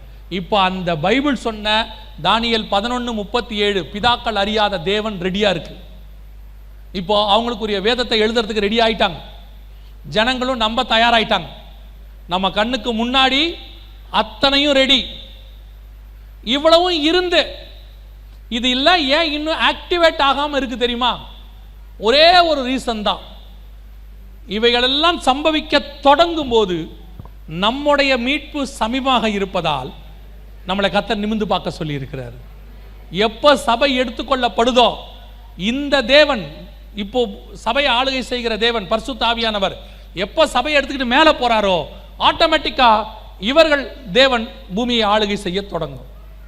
இப்போ அதுக்கான எல்லாத்தையும் ரெடி பண்ணிட்டாங்க. சர்ச்சஸ்ல கொஞ்சம் கொஞ்சமா ஆர்டிஃபிஷியல் இன்டெலிஜென்ஸ் பாஸ்டர்ஸ் வராங்க, ஆர்டிஃபிஷியல் இன்டெலிஜென்ஸ் பைபிள் வருது. இது எல்லாத்துலேயும் செஞ்ச பிறகு ஆர்டிஃபிஷியல் இன்டெலிஜென்ஸ் காடு வரும். அந்த காடாக ஆன்டி கிரைஸ்ட் இருக்க போகிறோம். உங்களுக்கு தெளிவாக ஆண்டவர் விளக்கி இருக்கிறார். இது எல்லாம் கடைசி காலத்தில் நடக்க வேண்டிய சம்பவம், முடிவு காலத்தில் நடக்க வேண்டியது. இப்போ நடந்து முடிஞ்சிருச்சு. இவங்க இப்போ உலகத்தை டேக் ஓவர் பண்ணுறதுக்கு ரொம்ப ஈஸி, ரெடியாக இருக்கிறாங்க. ஏன் இன்னும் டேக் ஓவர் பண்ணாமல் இருக்கிறாங்கன்னா ஒரே ஒரு காரியம்தான், சபை இன்னும் தடை செய்து கொண்டிருக்கிறது. தடை செய்கிறவன் நடுவிலிருந்து நீக்கப்படும் முன்னே அது வெளிப்படாது. இப்போ சபை போனோம். ஏன் இன்னும் சபை போகாமல் இருக்குது? கர்த்தர் மணவாட்டி கிட்ட ஒரு பரிசுத்தத்தை எதிர்பார்த்துக்கிட்டு இருக்கிறார். மணவாளன் விரும்புகிற மணவாட்டியா சபை மாறினாதான் அந்த வருகையில் போக முடியும். அதுவும் ஒரு காலகட்டம் வரைக்கும் தான் கர்த்தர் கதவை தட்டுவார், என் புறாவே என் உத்தமியே கதவை திறன்னு. அதுக்கப்புறம் நேசர் போயிடுவார். அதான் ரகசிய வருகைக்கு சபை கதவை தட்டுறது. அதுக்கப்புறம் வாசப்படியில் நின்று கதவை தட்டுகிறேன்னு புதிய ஏற்பாட்டில் சொல்கிறார். அதுக்கப்புறம் தேவன் போயிடுவார். அதுக்கப்புறம் கதவை திறந்துக்கிட்டு சபை வரும். அது உபத்திரவ கால சபை வரும். வரும்போது வசனம் சொல்லுது, வழியிலே காவலர்கள் அவளை பிடித்து அடித்து அவளுடைய வஸ்திரத்தை உரிந்து கொண்டார்கள். இதெல்லாம் அடுத்து நடக்கும். அது உபத்திரவ காலம். அதுக்கு முன்னாடி ஒரு தட்டுற சத்தம், இதுதான் அந்த தட்டுற சத்தம். இப்போ சபைக்கு முன்னாடி எல்லாம் வெளியரங்கமாக இருக்குது. இதை கர்த்தர் சபைக்குத்தான் வெளிப்படுத்துகிறார். ஆவியானவர் சபைகளுக்கு சொல்லுகிறதை காது உள்ளவன் சபைக்கு தான் சொல்றார். சபை ஆயத்தப்படணும். நீங்க ஆரம்பத்தில் சொன்ன மாதிரி ஆயத்தப்படணும், அடுத்து ஆயத்தப்படுத்தணும். இதெல்லாம் தெரிஞ்சுக்கிறது மட்டும் பெரிய விஷயம் இல்லை. போகும்போது ஆமா இப்படிலாம் நடக்குதா, இந்த அளவுக்கு வந்துருச்சு, ரொம்ப பயமா இருக்கு, அதுக்கு சொல்லலை. உங்களுக்கு இவ்வளவு தெரிஞ்சிருச்சு, இன்னும் எங்க சொந்தக்காரங்களுக்கு சொன்னா கேட்க மாட்டேங்கிறான், இன்னும் என் ஃப்ரெண்ட்ஸுக்கு சொன்னா கேட்க மாட்டேங்கிறாங்க. எப்படியாவது அவங்களுக்கு ஒரு தடவை சொல்லிடணும்னு ஜபத்தோட போகணும். நீங்க ஒரு பக்கம் ஆயத்தப்படணும், ஒரு பக்கம் ஒரு கூட்டத்தை ஆயத்தப்படுத்தணும். நீங்கள் வருகையில் போகும்போது உங்க கூட வரப்போகிறது பூமியில் இருக்கிற எதுவும் அல்ல, பூமியிலிருந்து நீங்கள் சம்பாதித்த ஆத்துமாக்கள் மட்டும் உங்களோடு கூட வரப்போகிறது. இந்த பூமியில் நீங்கள் வச்சிருக்கிற எதுவும் உங்க கூட வரப்போறதே கிடையாது, ஆத்துமாக்கள் மட்டும்தான் வரும். அப்போ எவ்வளவுக்கு எவ்வளவு நீங்கள் இந்த ஆத்துமாக்களுக்கு இதை சொல்றீங்களோ அவ்வளவுக்கு அவ்வளவு உங்கள் பரலோகத்தில் உங்கள் சொத்து சேர்க்கப்படுகிறது. நம் கண்களுக்கு முன்பாக உலக வானத்தையும் பூமியும் டேக் ஓவர் பண்றவங்க வந்துட்டாங்க. வானத்திலிருந்து அக்கினி இறங்க பண்றவங்களும் வந்துட்டாங்க, பூமியை ஆளுகை செய்கிறவங்களும் வந்துட்டாங்க. வருகையில் சபை அப்படி போன உடனே வானத்தின் பொல்லாத சேனைகள் மொத்தம் பூமியில வந்து விழும். வானமண்டலத்திலிருந்து 12ஆம் அதிகாரம் வெளிப்படுத்தின விசேஷத்தில் இருக்கு, எல்லாம் வந்து விழும். அதுக்கப்புறம் முழு பூமியும் 7 வருஷம் அவங்க கண்ட்ரோல்ல இருக்கும். அந்த உபத்திரவ காலத்தில் சபை மனவாட்டி இருக்கக்கூடாதுன்னு தான் கர்த்தர் இவ்வளவும் சொல்லி கொண்டிருக்கிறார். நான் உங்களுக்கு சொல்றேன், ஒரு தடவைக்கு 6 தடவை கர்த்தர் உங்களுக்கு சொல்லிட்டு இருக்கிறார். உங்கள் சபையை கர்த்தர் நேசிக்கிறதுனால அதை சொல்றாரு. அதே நேரத்தில் யாருக்கு அதிகமாய் கொடுக்கப்படுகிறதோ அவனிடத்தில் அதிகமாயும் கேட்கப்படும். எங்க சர்ச்சில் வருஷத்துக்கு ஒரு தடவை கூட்டம் நடக்கும், நல்லா இருக்கும், நாங்கள் போவோம் 3 நாள். பெருமைக்கு இல்லை, உங்களுக்கு சொல்லப்படுவது எதுக்கு தெரியுமா? நீங்கள் மட்டுமல்ல, ஒரு சமாரிய ஸ்திரீ ஒரு கிராமத்தையே கூட்டிக் கொண்டு வர வேண்டும். ஒரு பிசாசு பிடிச்ச மனுஷன் விடுதலையானா ஒரு கிராமமே வந்து நிற்க வேண்டும். உங்கள் மூலமாக கர்த்தர் ஒரு பெரிய கூட்டத்தை அவருக்குள் கொண்டு வர விரும்புகிறார். இந்த கடைசி காலத்தில் கர்த்தருக்கென்று எழும்பி பிரகாசிக்கக்கூடிய மிக முக்கியமான கூட்டமாய் நீங்கள் இருக்க வேண்டும். அல்லேலூயா. நாம் ஜெபிக்க போகிறோம். எழுந்திருக்கலாமா? நம்ம எல்லாம் எழுந்திருப்போம்.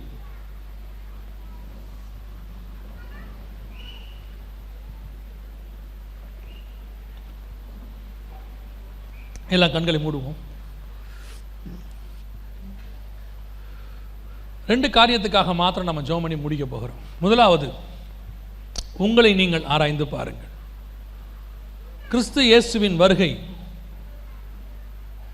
எப்போ வேணாலும் சம்பவிக்கும். அது இன்னைக்கு இருக்க வாய்ப்பு இருக்கு, என்னைக்கும் இருக்க வாய்ப்பு இருக்கு. ஒருவேளை இன்னைக்கு இருக்குமானால் சந்திக்கிற இடத்தில் நான் இருக்கிறேனா, என்னை பார்த்து ராஜகுமாரத்தி உள்ளார பூரண மகிமை உடையவள்னு ஆண்டவர் சொல்லுவாரா?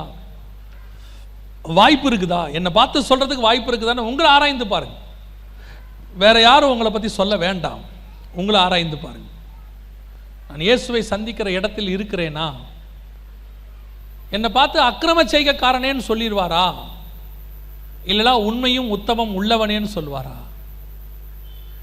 என்னை பார்த்து கோலை நீட்டி உனக்கு என்ன வேண்டும்னு கேட்பாரா, இல்ல வஸ்தி வேண்டாம் அவளுக்கு பதிலாக வேற ஒருத்தைய செலக்ட் பண்ணுங்கன்னு சொல்லுவாரா?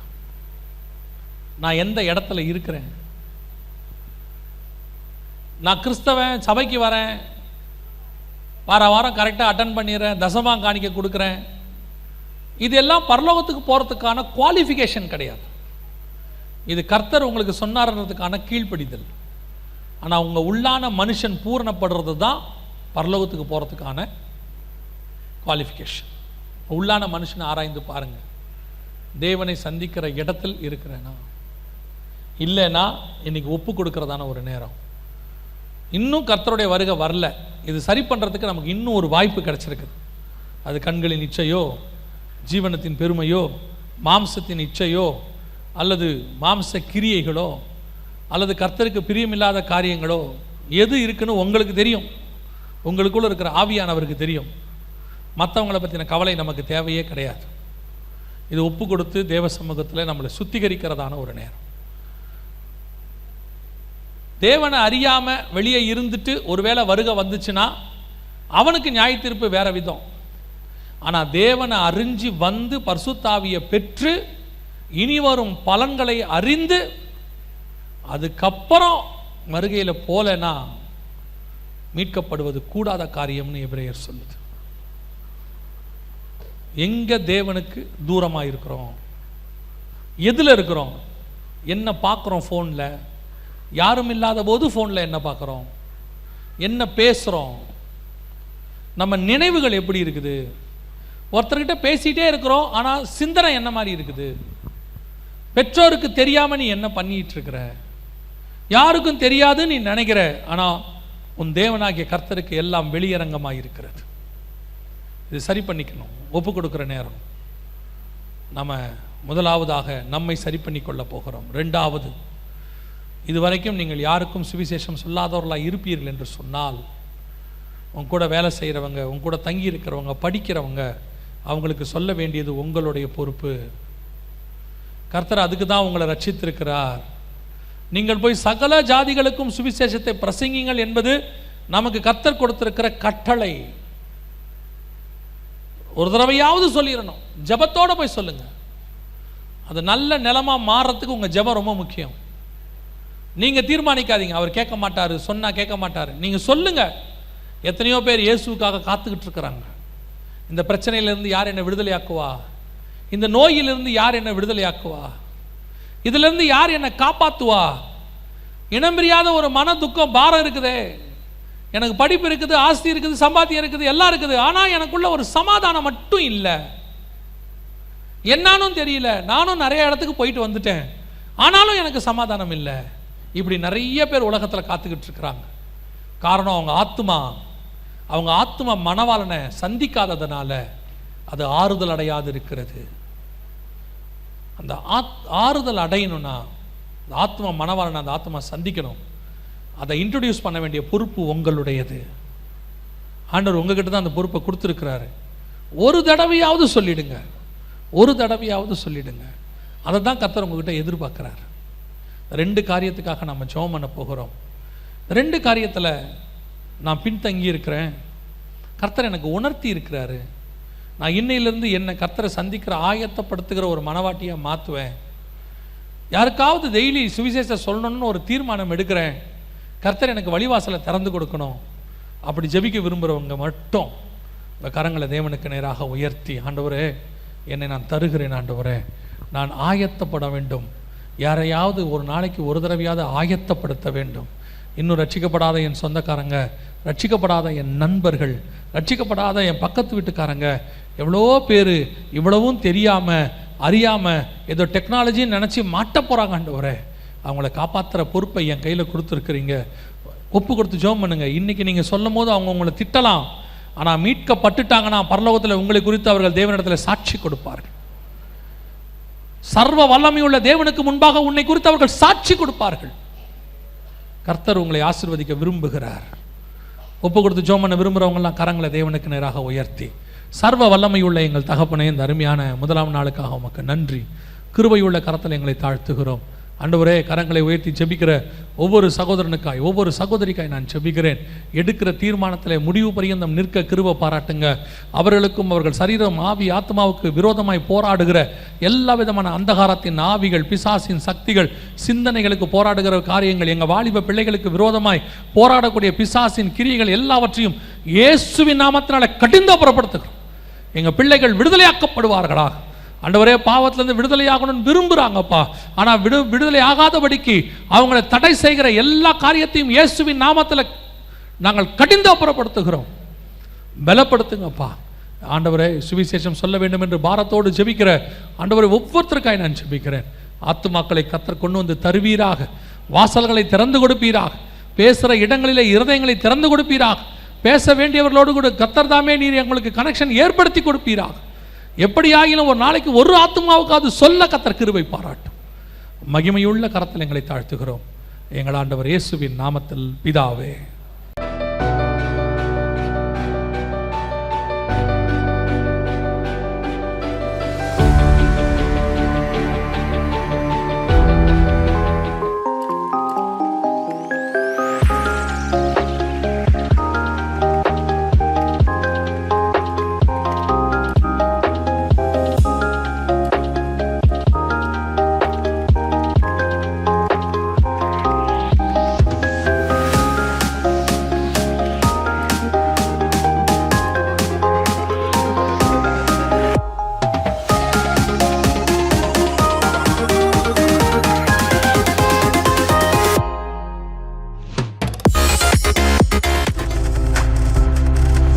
நீங்கள் பார்த்துக் கொண்டிருப்பது உங்கள் ஜாய் டிவி. உங்கள் துக்கம் சந்தோஷமாய் மாறும்.